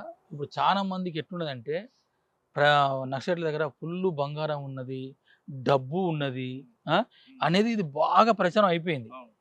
డబ్బు మామూలు డబ్బులు కాదు. 400 కేజీల బంగారం సరే సరే సరే, నేను నా అనుభవం చెప్తున్నా. ఒకవేళ డబ్బు కోసమే పోతే డబ్బే సంపాదించుకోవాలనుకుంటే 25 ఏళ్ళ గడ్డిగా అవసరం లేదా? గది పచ్చి పులుసు, చింత పులుసు, లేకపోతే గొడ్డుకారం అవసరం లేదు కదా. అది 5 ఏళ్ళు 3 ఏళ్ళు కూడా సంపాదించుకొని రావచ్చు కదా. అది కాదు, డబ్బు ఉంటది మనకు, బ్యాంక్ అకౌంట్లు ఉండయి, మనకు ఆధార్ కార్డు ఉండదు, ఇంకేముండదు. కాబట్టి మనం ఏం చేస్తాం, తెచ్చిన డబ్బు మనం డంపే పెడతాం, భూమిలో పెడతాం, ఆ డబ్బాలలో పెడతాం. అవి కూడా లెక్కలు ఉంటాయి. ఏ కంట్రాక్టర్ దగ్గర పేరేం రాయం, కంట్రాక్టర్ దగ్గర గిన్ని లక్షలు వసూలు చేసినాం, పలాని బాన్స్ కట్టాయి, వెదురు వాళ్ళ దగ్గర ఇన్ని డబ్బులు వసూలు చేసినాం, పలాని దగ్గర ఇన్ని డబ్బులు ఉన్నాయి, ఇవి ఖర్చు పెట్టిన ఇవి ఉన్నాయని ఈ లెక్కలతో పాటుగా బరాబర్ ఉంటాయి. ప్రభుత్వాల డబ్బులు ప్రజలదే అయినా వాళ్ళు విచ్చలు పెడతానే ఉంటది, వాళ్ళ అక్రమాలు అన్ని మెయిన్ పాయింట్ అది మా దగ్గర ఏంటంటే మీరు చెప్తే నమ్మండి. ఇది మీరు కాదన్నా, నేను ఖచ్చితంగా పార్టీ ప్రతి రూపాయి నేను అనుభవించి చెప్తున్నా. నేను అనుభవించి చెప్పిందా, నాయకుడైనా సభ్యుడైనా ఒకే రకంగా తిండి ఉంటుంది. ఇది ఖచ్చితంగా చెప్పదలుచుకున్నాను, ఎందుకు అనుభవించిన కాబట్టి. డ్రైయర్స్ 3 సంవత్సరానికి, బనియన్స్ 3, నెలకు ఒక 2 సబ్బును, ఒక లైబాయ్ కూడా ఒక ముక్క, 6 నెలలకు ఒక దువ్వెనే, అద్దం బలి అద్దం, ఒక లుంగి, ఒక ఆలివ్ గ్రీన్ డ్రెస్సులు 2. ఇవే ఈ మధ్యలో తినిగిపోతే చెప్పులు పోతే అవి 3 జతలు ఉంటాయి, 3 జతలు ఉంటాయి. అవి 2 జతలు బూట్లు ఉంటాయి, 1 జత అంతేనమ్మా. అంతే. అంటే ఇక ఈ డ్రెస్సులు ఉంటాయి, సమస్యలు ఉంటాయి. అంత కష్టతరంగా జీవించిన కూడా వాళ్ళ ఎంజాయ్ బతుకని ఇదంతా కొంతమంది వాదిస్తారు, అది వాళ్ళకి వదిలిపెడదాం. కానీ అది కొంతమంది అజ్ఞానం ఉంటుంది. మీరు పార్టీ నుంచి వచ్చినప్పుడు మీ చేతి కూడా వాచి కూడా ఇచ్చి వచ్చిన వాళ్ళు చూసారండి. అవునవును, తుపాకీలు ఇవ్వడం కాదు, వాచి కూడా ఇస్తారు. అవునవును. ఎందుకు? అది ప్రజలది ప్రజలది ఇచ్చి రావాలి. మరి కొంతమంది తుపాకులు తీసుకొచ్చి అధికారం వాళ్ళు ఏమనుకున్నారో, వాళ్ళు పార్టీకి ద్రోహం చేయాలనుకున్నారో, అది అమ్ముకోవాలనుకున్నారు, వాళ్ళు తెచ్చుకుంటారు. మనం పార్టీకి ద్రోహం చేయొద్దు అన్నోళ్ళు అన్ని చేస్తారు అన్న. ఒకటి ఇప్పుడు ఏంటంటే మేము వచ్చిన సిచ్యువేషన్ వేరు. ఇప్పుడు చాలా క్రిటికల్ ఒక పొజిషన్లో పార్టీ ఉంది కాబట్టి మరి ప్రభుత్వాలు తుపాకులతో వస్తేనే సరెండర్కి ఏమైనా ఛాన్స్ ఇస్తామని ఒక నిబంధన పెట్టవచ్చు. ఆ నిబంధనల భాగంగా వీళ్ళు తుపాకులు పట్టుకొని రావచ్చు. సరే, మనం ఒకసారి వెనక్కి వెళ్దాం హిడ్మా గురించి. హిడ్మాకి మీకున్న దీని బంధంలో ఆయన చేసిన మంచి ఆపరేషన్ చెప్పండి. ఇంత టాలెంట్ ఉందా ఇల్లు అని? ఆయన చేసిన ఆపరేషన్ అంటే అంతే, మనం దేశవ్యాప్తంగానే ఒక ఆందోళన సృష్టించింది. 76 మంది సిఆర్పిఎఫ్ ముకురం. అది 3 గంటల పోరాటం, 3 గంటలు. అంటే 3 రోజుల ముందు 30 రోజుల ముందు ప్లాన్ వేసారా? అది 15 రోజుల ముందు అది ప్లానింగ్. 15 రోజుల ముందు అది ప్లానింగ్. ఈయనే సొంత కమాండర్, ఈయనే ఆపరేటర్ అంతా ఈయనే మీద వేసుకొని చేసిండు. మళ్ళీ అది ఎట్లా జరిగిందంటే, మైన్స్ ఎక్కడ పెట్టాలి ప్లానింగ్ అంతా జరిగింది. 2 రోజులు ఉన్నారు వీళ్ళు. ఒక 1/2 కిలోమీటరు పడుకోనికి వెళ్తారు అన్నట్టు. ఎవరు వీళ్ళు? మొత్తం ఈ బలగాలంతా, అంటే పిఎల్జీ బలగాలంతా. అక్కడ నైట్ ఉండేది ఒక 5 ఉంటారు. నైట్ అందరు ఉండరు, ఎందుకంటే రెస్ట్ తీసుకోవాలి కాబట్టి. నైట్ మళ్ళా మనం చేసే యుద్ధం అంతా పగలే కదా, నైట్ యుద్ధం వేరే ఉంటుంది. మళ్ళీ పగలు నైట్ చేసే యుద్ధాలలో పగలు యుద్ధం ఎక్కువ చేస్తాం, నైట్ చాలా తక్కువ. ఆ చేయాలని కూడా చాలా చాకచక్యం కావాలి. అది ఆ నైట్ యుద్ధంలో అది వేరే సందర్భం వచ్చినప్పుడు చెప్పొచ్చు. కానీ ఇప్పుడు 6 గంటల వరకు 5 గంటలకు ఉంటాం అంటే సైట్లో, ఆంబుజ్లో.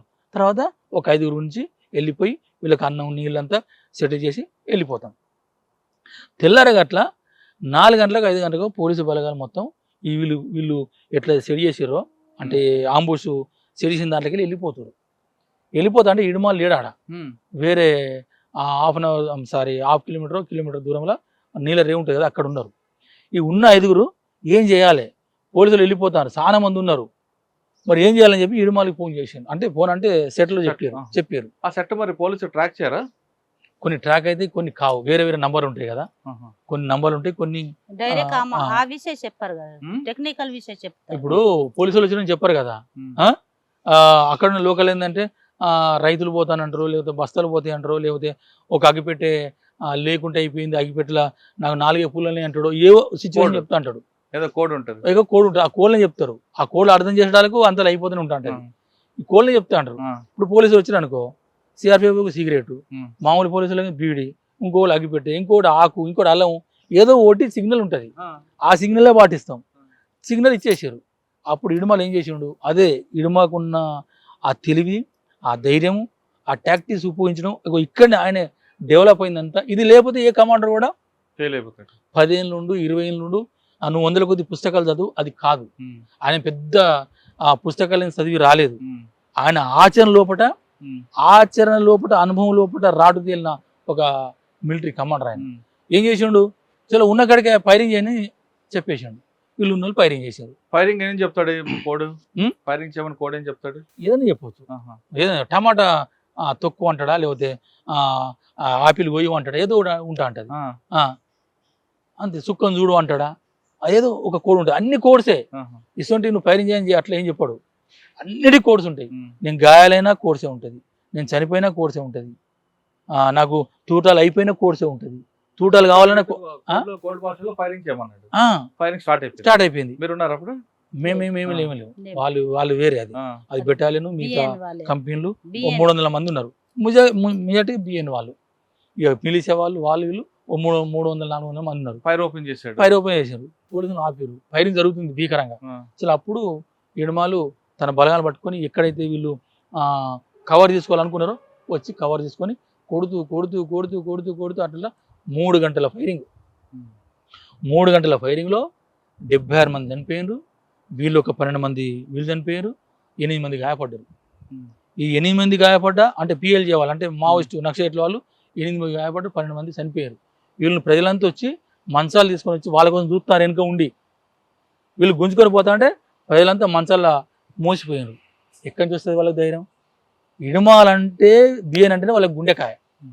ఈ ఇడుమాలు బియ్యం లేకపోతే మాకు అసలు మాకు ఉనికే లేదనేది ప్రజల్లో. అట్లా ప్రజలు వచ్చి వీళ్ళ మోసుకొని పోయారు. వాళ్ళు ప్రజలు హిడ్మా కోసం ప్రాణాలు ఇవ్వడానికి సిద్ధంగా ఉన్నారు కదా, వాళ్ళకి ఆదివాసులకి హిడ్మా ఏమైనా అభివృద్ధి చేశాడా, లేదా కేవలం ఒకటే సామాజిక వర్గం అనే దీంతో వాళ్ళందరూ వస్తున్నారు? అట్లని కాదు. ఉమ్. ఇక్కడ సిచ్యువేషన్ ఏంటంటే భూమి మురియా పీపుల్ ఏంటంటే మురియా వాళ్ళు దొరల వాళ్ళు స్థానికులు, ఉమ్. అక్కడ దొరల వాళ్ళు స్థానికులు. మురియా వాళ్ళు జగదల్పూర్ ఏరియా నుంచి అక్కడి నుంచి వీళ్ళు వలస వచ్చిన వాళ్ళు. వీళ్ళకి భూములు కావాలి, భూములు ఫారెస్ట్ వాళ్ళు కొట్టనిస్తలేరు. మరి కొట్టనియకపోతే ఎట్లా? పార్టీ దళం అప్పుడు ఉండే, రామణ దళం, ఇంకా ఒక 2-3 దళాలు 4 దళాలు ఉండే. వాళ్ళు అప్పుడు తరుమానంతో వీళ్ళకు అప్పుడే విముక్తిగా వీళ్ళు భావించారు కదా. కాబట్టి హిడ్మా అంటే దేవుడు వాళ్ళకి. ఇంకా ఇప్పుడు ఫారెస్ట్ వాళ్ళు పోయిన తర్వాత ఫోర్స్ పెరుగుతుంది, వీళ్ళ భూములు కావాలి, వీళ్ళ వ్యవస్థ కావాలి, వాళ్ళ భూములు దక్కాలంటే పార్టీ కావాలి కదా. పార్టీలు అంటే సైన్యం కావాలి. ఆ ఉద్దేశంతో ఏంటంటే సంగపూల్ అని, లేకపోతే వీళ్ళు ఈ కమిటీ ఆ కమిటీ పోలీసులు పట్టకపోడు, జైలు పెట్టి ఎంత ఉన్నది కదా. అందులో భాగంగా వాళ్ళ రక్షణలో భాగంగా ఇది ఒక ఆదివాసి సమూహం అనే కాదు, ఆ ఇడుమాలు అంటే వాళ్ళు పార్టీ పద్ధతిలో పనిచేస్తుంది కదా. ఒక ఆదివాసి సమూహం కోసమే కాదు. ఇక్కడ ఛత్తీస్గఢ్లో కానీ, లేకపోతే బీహార్లో కానీ, జార్ఖండ్లో కానీ, ఇక్కడ ఆదివాసీ వనరులు అంటే అడవి వనరులు ఉన్నాయి కదా, వాటిని రక్షించాలి. వాటి రక్షణలో భాగంగానే ప్రజలను రక్షించడం. అవి కోల్పోతే కాదు. ఇప్పుడు మనం చూస్తున్నాం సార్, ఇప్పుడు ఏంటంటే ఇక్కడ అన్ని గుట్టలు అన్ని కథాన్ల కోసం ఇంకేమన్నా అవి గ్రైండ్ వెళ్తాయని చెప్పి అన్ని తవ్వి చూసారు. అక్కడ ఇంతవరకు బయలుదేరి తప్ప ఎక్కడ కూడా తవ్వి చూసింది లేదు. వాటి రక్షణలో భాగంగా ఆ భూమి కోసం, ఆ ప్రజలకు అండగా ఉండడం కోసం ఆయనే ఆ యుద్ధ పార్టీ నేతృత్వంలో, పార్టీ గైడెన్స్లో పడిన అంత తెలివైన వ్యక్తి. మీరు చెప్తున్నారు ఆ టోపోగ్రఫీ, ఆ భౌగోళిక పరిస్థితులు అంత అవగాహన ఉంది. శత్రువుని తక్కువ అంచనా వేయని వ్యక్తి. శత్రువుని ఎప్పుడు తక్కువ అంచనా కనిపించట్లేదు ఆయన చరిత్రలో. ఇప్పుడు శత్రువుని ముందస్తు చూసుకొని చేయడం. అంత తెలివైన వ్యక్తి ఇక్కడ మారేడుమిల్లికి ఎందుకు వచ్చాడు? అయితే దీంట్లో ఇడుమాల్ది ఒక విషయం చెప్పడం మర్చిపోయినా. ఇతనికి ఒక అన్న ఉంటాడు, ఒక అన్న ఉంటాడు, 2 అక్కలు, 2 చెల్లెళ్ళు, 2 తమ్ముళ్ళు. ఇతను పెద్ద కుటుంబం, చాలా పేదరికం అన్నట్టుగా. ఈ భూమి దున్ని పంట పండిస్తే తప్ప వీళ్ళకు అది లేదు. 2 తమ్ముళ్ళు చనిపోయారు, 2 అక్కలు ఉన్నారు, 2 చెల్లెలు ఉన్నారు, అన్న ఉన్నాడు, వీళ్ళ అమ్మ ఉన్నది, వీళ్ళ నాన్న కూడా చిన్నప్పుడు చనిపోయింది. ఇప్పుడు ఈయనే చాలా పేదరికం, అంటే చాలా పేదరికం నుంచి వచ్చిన వ్యక్తి. ఆ ఇంటి పేదరికాన్ని చూసిండు, ఇటు ప్రజల్ని చూసిండు. ఈ అన్నిటితోనంటే ఈ పార్టీ ఒకటే పేద ప్రజలకు అండగా ఉంటుంది. పార్టీ లేకుండా ఏ ప్రభుత్వాలు ప్రజల్ని చూడలేదని ఒక బలమైన బలమైన అభిప్రాయం నమ్మకం. తనకు ఏర్పడ్డది. అట్లా పార్టీ సిద్ధాంతము, గైడ్లైన్స్ అంతనే ఉన్నది. అసలు ఏంటిది పార్టీలైన ఏంది, ఇవి కూడా కొన్ని విషయాలు చెప్పాలి. ఈ మారడుమిల్ది కొద్దిగా లేడు చెప్తా. ఇప్పుడు మేధావులలో కానీ పార్టీలలో కానీ చర్చ ఏంటంటే అసలు యుద్ధం విడిపోతుంది. అసలు సరెండర్ అవ్వడం కరెక్టా కాదా, తుపాకులకు అప్పగించడం కరెక్టే కాదా. సార్ దీంట్లో ఎవరమైనా పేదరికం పోవాలంటే ఏం చేయాలనేది ఎవరు దాన్ని కంక్లూడ్ చేయడం లేదు. మనకు ఫస్ట్లో ఏంటంటే చైనాది ఒక దీర్ఘకాలిక ప్రజాయుద్ధం, అంటే ఒక్కొక్క ఏరియాను విముక్తి చేస్తూ లాస్ట్గా దేశాన్ని ఆక్రమించుకోవాలనేది ఆ దీర్ఘకాలిక ప్రజాయుద్ధం. అది మావో సృష్టించింది. ఒకటి రష్యా మార్గం, అంటే సశస్త్ర సాయుధ తిరుగుబాటు, అంటే తుపాకులు ముందు పట్టుకోకుండానే కార్మికులలో, విద్యార్థులలో, మేధావులలో మొత్తం ఈ రాజకీయాలు సృష్టించి తుపాకులు వేరే దిక్కు డంపు చేసి ఎప్పుడైతే ప్రజలు యుద్ధానికి సిద్ధమవుతారో అప్పుడు అందరి తుపాకులు పంచి ఆ ప్రభుత్వం మీద ఒకేసారి దాడి చేసి మొత్తం అన్ని రాష్ట్రాలను ఒకేసారి ఆక్రమించుకోవాలని అదొక రూట్. రష్యా అదొక రూట్. ఇప్పుడు మనకున్నది అంటే భారతదేశం భౌగోళిక, సామాజిక, ఆర్థిక పరిస్థితుల రీత్యా మనం కూడా చైనా లెక్కనే దీర్ఘకాలిక ప్రజాయుద్ధం చేయాలనేదే ఒక లైన్ ఇది. ఈ లైను పద్ధతిలోనే మేము అందరం పోయిన తర్వాత ఇప్పటికి చూడండి ఇన్ని సంవత్సరాలు అవుతుంది. ఇది ఒక గెర్ల యుద్ధం నుంచి మొబైల్ యుద్ధం, స్థావర యుద్ధం, అంటే లోతట్టు ప్రాంతాలనంతా విముక్తి చేస్తూ బేస్ ఏరియాలు నిర్మాణం చేస్తూ ఒక్కొక్క రాష్ట్రాన్ని ఆక్రమించుకొని దేశాన్ని ఆక్రమించుకోవాలని ఈ పెద్ద ఒక వ్యూహం ఇది. ఈ వ్యూహంలో భాగంగా దండకరణకు ఇక్కడ శత్రువు అంటే పోలీసులు తక్కువ ఉంటారు కాబట్టి, ప్రజలు సామాజిక పరంగా వెనుకబడి ఉంటారు కాబట్టి, అక్కడ పార్టీ అంటే బాగా విశ్వాసంగా కొట్లాడతారు కాబట్టి, దాని సపోర్ట్గా అడిగి ఉంది కాబట్టి, గుట్టలనే కాబట్టి అక్కడి నుంచి స్టార్ట్ చేద్దాము అని చెప్పి కొండపల్లి సీతారాం ఏం చేసినంటే ఇంత తెలంగాణలో మైదాన ప్రాంతంలో నిర్బంధం ఉంటే తట్టుకోలేమని దాంతో ముందు చూపుతోనే 1980లో ఒక 7 దళాలని ఆదిలాబాదు, తూర్పుగోదావరి, గడిచిరోలి, బస్తర్కు దళాలని పంపిండు.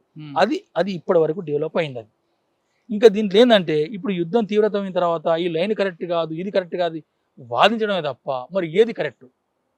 కొంత మా దాంట్లోనో ఇది అర్ధవలస అర్ధభూ సమాజం కాదు, ఇది డెవలప్ అయింది పెట్టుబడి సమాజం. మరి మేము పెట్టుబడిదారు సమాజంలో ఎలాంటి యుద్ధం చేయాలి, ఎలాంటి పోరాటం చేయాలి, ఎవరి తేల్చి చెప్పడం లేని పరిస్థితిలో ఉన్నాం. ఇప్పుడు మాలాంటి వాళ్ళని కూడా అసలు ఈ లైన్ ఏంది. ఇప్పుడు కొందరు సూచన ఏంటంటే ఇప్పుడు తుపాకులతో కాదు, ఎలక్షన్లు నిలబడాలి, ఎలక్షన్లతోనే మనం పోవాలి. అదే ప్రజాస్వామ్యబద్ధంగా అంటే ఇప్పుడు ఎలక్షన్లో భాగంగా పోవాలన్నప్పుడు ఎట్లా మరి ఇది కూడా సందేహం ఉంది. మరి సిపిఐ, సిపిఎం వీళ్ళంతా పోయి ఎలక్షన్ నుంచి చేస్తారు కదా, మరి ఎందుకు వస్తలేదు, ప్రజలు ఎందుకు నమ్ముతలేరు, ఇది ఇట్లా వస్తలేదు. ఇప్పుడు దీర్ఘకాల ప్రయుద్ధం అని పోతే అట్లా విప్లవం విజయవంతమైన కష్టం ఉన్నది. ఈ సందిగ్ధంలో నాకు తెలిసి మేధావులు అట్లే ఉన్నారు, పార్టీ అట్లే ఉంది, మాలాంటి వాళ్ళు కూడా మధ్యలో పార్టీని వదిలిపెట్టి ఉన్న వాళ్ళు కూడా అసలు లైన్ ఏంది, పేద ప్రజల్ని మనం ప్రజాస్వామ్యబద్ధంగా మనం ఎదిరించుకోవాలి, రావాలి, ప్రజాస్వామ్యం రావాలి, దున్యవానికి భూమి కావాలి, అందరు సమానం బతకాలంటే ఏ రూట్లో పోవాలి. అంటే ఇప్పుడున్న పరిస్థితులకు అనుగుణంగా పార్టీ లైన్ కాదన్నది కదా ప్రధాన వాదన. ఇప్పుడు సమాజంలో మార్పులు వచ్చాయి. ఇప్పుడు ఇన్నాళ్ళు మీకు సామాజిక స్పృహ ఉంది కాబట్టి మీ లాంటి వాళ్ళందరూ త్యాగాలు చేసి వెళ్ళారు. ఇప్పుడు సామాజిక స్పృహ తగ్గిపోయింది యువతలో. వాళ్ళు ఎంతసేపు సెల్ ఫోన్కే ఎక్కువ ఆధారపడుతుంది తప్ప నా పక్కింటికి ఏమైంది, నా అమ్మకి ఏమైంది విషయం కూడా అవసరం లేదు. దానికి అనుగుణంగా మనం వెళ్ళాలి తప్ప మనం అనుకున్న లైన్లోనే ఉండబట్టే ఈ పార్టీ ప్రజలు దూరమైందని మీరు నాకు చెప్తున్నట్లుగా దండకారణ్యం అదే మనకి పెద్ద సామ్రాజ్యం, మనకు శత్రువులు మన దగ్గర రారు అని భావించబట్టే కదా పార్టీ మీకు నష్టం జరిగింది. అయితే దీనిలో బాగుందంటే ఇది భారతదేశము అర్ధవలస అర్ధభూ సమాజం కాదని కూడా పెట్టుబడి సమాజం అనుకుందాం. పెట్టుబడి సమాజంలో ఏ ఎత్తుగడలు తీసుకోవాలి, భయపడి ఎట్లా చేయాలి అది రాయని, అది మేధావులు. ఒకప్పుడు భారతదేశంలో అసమానతలు, ఆర్థిక అసమానతలు, సామాజిక అసమానతలు ఉన్నాయి కాబట్టి పార్టీ ముందుకు వెళ్ళింది, ప్రజలు దగ్గరకు అయ్యారు. ఇప్పుడు అసలు భారతదేశంలో అసమానతలు ఎక్కడ ఉన్నాయన్న ప్రతి 5 సంవత్సరాల కోసం ఎలక్షన్ జరుగుతుంది. మనకి బడుగు బలహీన వర్గాలు కాదు, కింది స్థాయి వర్గాల వరకు కూడా ప్రెసిడెంట్లు అవుతున్నారు, ప్రైమ్ మినిస్టర్లు అవుతున్నారు. మనం నచ్చిన వాడిని 5 సంవత్సరాలు కానీ దించేస్తున్నాం. ఇంకా అసమానతలు ఎక్కడ కనిపిస్తాయి మీకు? ఎందుకు అవ్వబడలేదు ఎక్కడ? అంటే ఇప్పుడు తినేవానికి తిండి, ఉండేవానికి ఇల్లు, కట్టుకోవడం కొంత ప్రతి లేవు సెల్ కదా. ఫోన్ లేని వాడు ఎవరున్నారు? ఆ సెల్ ఫోన్ లేదు, ఆ సెల్ ఫోన్ ఏమన్నా పెడుతుంది సార్. అన్నం పని కాదు, అదేం ప్రధానం. దానికి అది వచ్చి చెడిపోతున్నారు, అది వచ్చి చెడిపోతుంది ఇంకా. అన్నం తినకపోయినా ఆ, ఆడ చేతిలో ఫోన్ ఉంటే చాలు, దానికి అలవాటు పడ్డారు ప్రజలు. అదే నేను అనేది అంటే ఆ. అది తిండి పెట్టేది. తిండి పెడుతుందా పెట్టదా ఒక నిమిషం, ఆ, వాళ్ళు గమనించిన విషయం మన దగ్గర కాదు, ప్రజల నుంచి రావాలి ఇది. ఇంక ప్రభుత్వాలు ఏం చేస్తున్నాయి, వాళ్ళకి సెల్ ఫోన్లకు అలవాటు చేస్తున్నాయి. ఉమ్, ఎవరికి? ఉమ్, కింద స్థాయి వరకు వ్యక్తులకి. వాడు అదే ప్రపంచం అనుకుంటున్నాడు. కానీ నన్ను ఒక విధంగా వంచన చేస్తున్న విషయాన్ని గుర్తించాలి. ఎలక్షన్ లో ఓకే. ఓట్లు కూడా అమ్ముకునేది ఇదే వస్తుంది ఇక్కడ. నా డబ్బు మన డబ్బు ఎందుకు ఇవ్వడు అంటున్నాడు. కాదు, ఉమ్, మన డబ్బే మనకి ఇస్తున్నాడు. ఉమ్. మనకిచ్చేది వ్యాపారంగా మారుతుంది రాజకీయం. అది మారబట్టే కదా ఈ పరిస్థితులు ఏర్పడుతున్నాయి. ఇప్పుడు మీకు ఒక సెల్ ఫోన్ ఉందంటే చాలండి. తిండి మీరు కిందకి అన్నారు, తిండి మనకు అన్యాయం చేస్తున్నారనే విషయాన్ని ఎవరికి అవసరం లేదు. నా చేతిలో మొబైల్ ఫోన్ ఇచ్చి దానికి ఒక సిమ్ వేయించి ఆ సిమ్లో ఒక రీఛార్జ్ చేసి చాలు, నీది ఇదే ప్రపంచం అనుకుంటున్నా. ఆ తరహా ప్రజలు కొంతమంది ఉండబట్టే పార్టీకి ప్రజలు దూరం అవుతుంది అనేది కొంతమంది వాదన. ఇది ఒకటి. అయితే ప్రభుత్వాలు కూడా రాజకీయ నాయకులు నేను చెప్పుకోవాల్సిందంటే, ఇప్పుడు సెల్ ఫోన్ అలవాటు చేస్తున్నావు, తాగుడు అలవాటు చేస్తున్నావు, ఈ ఖర్చులు కావాలంటే దొంగలు, రౌడీలు, గుండాలు రావాలి. తయారవుతున్నారు. రావాలి. ఇప్పుడు అదే నక్సలిజం పోయిందంటే ఇప్పుడు వచ్చేది అదే. వాళ్ళే నేను వస్తారు. కుండ బద్దలు కూడా చెప్తున్నా, నక్సలిజం వీళ్ళు పోయిండ్రంటే వీళ్ళు అంటారు కదా నక్సలిజం మొత్తం తోడేస్తాం, పీకేస్తాం, చంపేస్తాం అంటే వచ్చేది మొత్తం వాళ్ళే వస్తారు, గుండాయిజమే. కాదనను. కానీ ఆ, ప్రజల్లో ఒక బలమైన కోరిక ఏముందంటే, ఇప్పుడున్న రాజకీయ నాయకులు అందరూ కదా, కొంతమంది మాత్రం ఉమ్, అవినీతి పరులు అయిపోయారు, అక్రమాలు అయ్యారు. మీరు అన్నట్టుగా తాగుడికి దీనికి అలవాటు చేస్తున్నారు. అంటే వాళ్ళకి అనుగుణమైన ప్రజలు కావాలనేది లేదు, ఉచిత పథకాలని ఉమ్, ఇవన్నీ అలవాటు చేస్తున్నారు.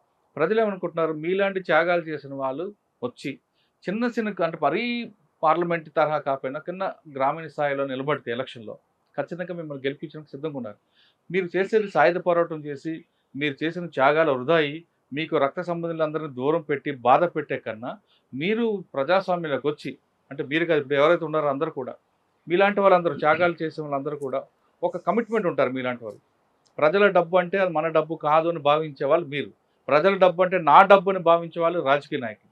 మీకు వాళ్ళకి ఉన్న తేడా అది. కాబట్టి మీలాంటి వాళ్ళు ప్రజాస్వామ్యంలోకి వచ్చి సామాన్యులుగా కింద స్థాయిలో పోటీ చేస్తే ఖచ్చితంగా ప్రజలు ఆదరిస్తారు. ఒకటి కాదు, రెండుసారి, మొదటిసారి ఓడిపోవచ్చు, రెండోసారి ఓడిపోవచ్చు, మూడోసారి ఖచ్చితంగా ప్రజలు మేము గుర్తిస్తారు. మీలాంటి వాళ్ళు వచ్చారనుకోండి మన ప్రజాస్వామ్యం ఇంకా బలంగా ఉంటుంది అనేది నా వాదన. మీ దాంట్లో న్యాయబద్ధమైన ఒక డిమాండ్ ఉంది, ఒక ఆలోచన ఉంది, నేను దానికి ఓకే. అయితే ఇప్పుడున్న పరిస్థితులు నేను చెప్పగలుగుతా. ఇప్పుడు నేను సర్పంచ్ ఎలక్షన్లు వస్తున్నాను, నేను నన్ను ఎన్నుకోవాలి. ప్రజలు నువ్వు అన్నట్టుగా నీతి నియమాలు చూస్తలేదు సార్, చూడరు, డబ్బులు చూస్తలేరు. ఎందుకంటే 10 లక్షలు తయారు చేసుకో, 15 అయితే కావచ్చు. ఇప్పుడు వీళ్ళను డబ్బులు నేను సంపాదించుకొని అప్పు తెచ్చుకొని వీళ్ళని కొని దండం పెట్టి కాలు మొక్కి నేను ఇప్పుడు సర్పంచ్ వచ్చాయి, నేను ఏం చేయాలి? మళ్ళీ నేను డబ్బు సంపాదించుకోవాలి కదా. అవును, వ్యవస్థ ఇట్లా మారింది. నిలబడండి, ఒకసారి గెలవరు, 2 సార్లు గెలవరు, 3ఓసారి ఖచ్చితంగా గెలుస్తారు. మీరన్న ఇప్పుడు మీరు అదే ప్రజలు డబ్బులు ఇచ్చి ఓట్లు ఇచ్చుకోవడం కన్నా వీళ్ళని మళ్ళీ అడుక్కోవాలని మీరు అంటున్నారు. ఈ ప్రజల మార్పు ఎలా ఉందంటే, మీరు ఇంత త్యాగాలు చేశారు, 20 సంవత్సరాలు కుటుంబాల దూరంగా ఉండి మీ ఆరోగ్యాలు పాడు చేసి అదేమైనా గుర్తిస్తారు అనుకుంటున్నారు ప్రజలు? అదే నేను నా కోలిక ఇప్పుడు ఉన్న ఏ మార్గం కరెక్ట్ అయింది ఎట్లా అనుకున్నప్పుడు, మన భారతదేశము అన్ని దేశాల కంటే ఒక విభిన్నమైంది. అవును, కులాలు, మతాలు, దేవుళ్ళు అన్ని ఒక విభిన్నమైన వ్యవస్థ మన భారతదేశం వ్యవస్థ. ఈ వ్యవస్థలో ఈ దీర్ఘకాల ప్రయుద్ధ పంతాలని పోదాం అనుకుంటే మాత్రం అది కష్టంగానే అనిపిస్తుంది. మీరన్నట్టుగా మేము కొంతమంది మా మాజీలను చర్చించుకుంటాం, అసలు లైన్ ఇట్లా ఏంది, ఇప్పుడు మేము దిగజారిపోయి దీనంగా మేము బతకలేము, మా కష్టాల మీద మేము బతుకుతున్నాం, మేము కొంతమంది ఉన్నాం. అంటే న్యాయబద్ధంగా బతకాలనేది మా కోరిక ఇప్పుడు కూడా, ఇంకెప్పటికి కూడా.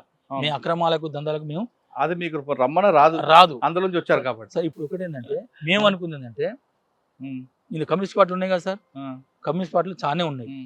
వారు ఏం చేయాలంటే, ఇప్పుడు కొంతమంది సోదరులు కూడా తుపాకులు వదిలిపెట్టి ఆ మార్గం కరెక్ట్ కాదు అని వస్తారు కదా,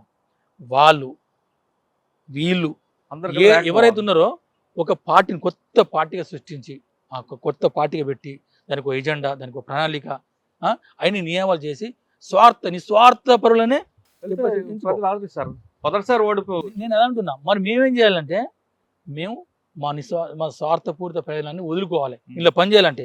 అంటే ఇప్పుడు సిపిఐ అంటే బీజేపీ కానీ కాంగ్రెస్ కానీ మిగతా పార్టీల కంటే ఒక విభిన్నమైన పార్టీ తయారు అవ్వాలి. ఇప్పుడు నేను ఉన్నాను అనుకో, నాకు 4 కోట్లు 5 కోట్లు 4 బిల్డింగ్ ఉన్నాయి అనుకో, నేను కొంతమంది ప్రజలు పంచాలి, నాకు ఎంత అవసరమో గంతే ఉంచుకోవాలి. ముంచుకొని నేను ఈ పార్టీలోకి నేను పోయినా అనుకో, అందరు అట్లా వచ్చారు అనుకో, ప్రజలు నమ్ముతారు, మనల్ని అందరిని ఎన్నుకుంటారు. అవును. ప్రజా సంబంధించిన ప్రభుత్వం నుంచి వచ్చి ఏవైతే మనం చేయాలనుకుంటామో అవి నిరూపించగలుగుతాం. కానీ ఇప్పుడు అవన్నీ జరిగేవి కావు. దాని మీద చర్చ పెట్టాలంటే మనకు ఇంకో 2-3 గంటలు సరిపోద్ది. ఇప్పుడు కానీ మనకు సమయం తక్కువ ఉంది. లాస్ట్ ఏంటంటే ఇప్పుడు నేను తను రిటర్న్ పంపిన చూడు, రిటర్న్ పంపినా కదా నువ్వు పని చేయలేవని. నేను బెటాలియన్ 2లో ఉంటుంది, నేను battalion 2 commander, ZC member, military incharge కూడా, డైరెక్టర్ కూడా. ఈ చేస్తున్న క్రమంలో కూడా ఆయన దాడులు చాలా ఇన్స్పైర్గా ఉన్నాయి.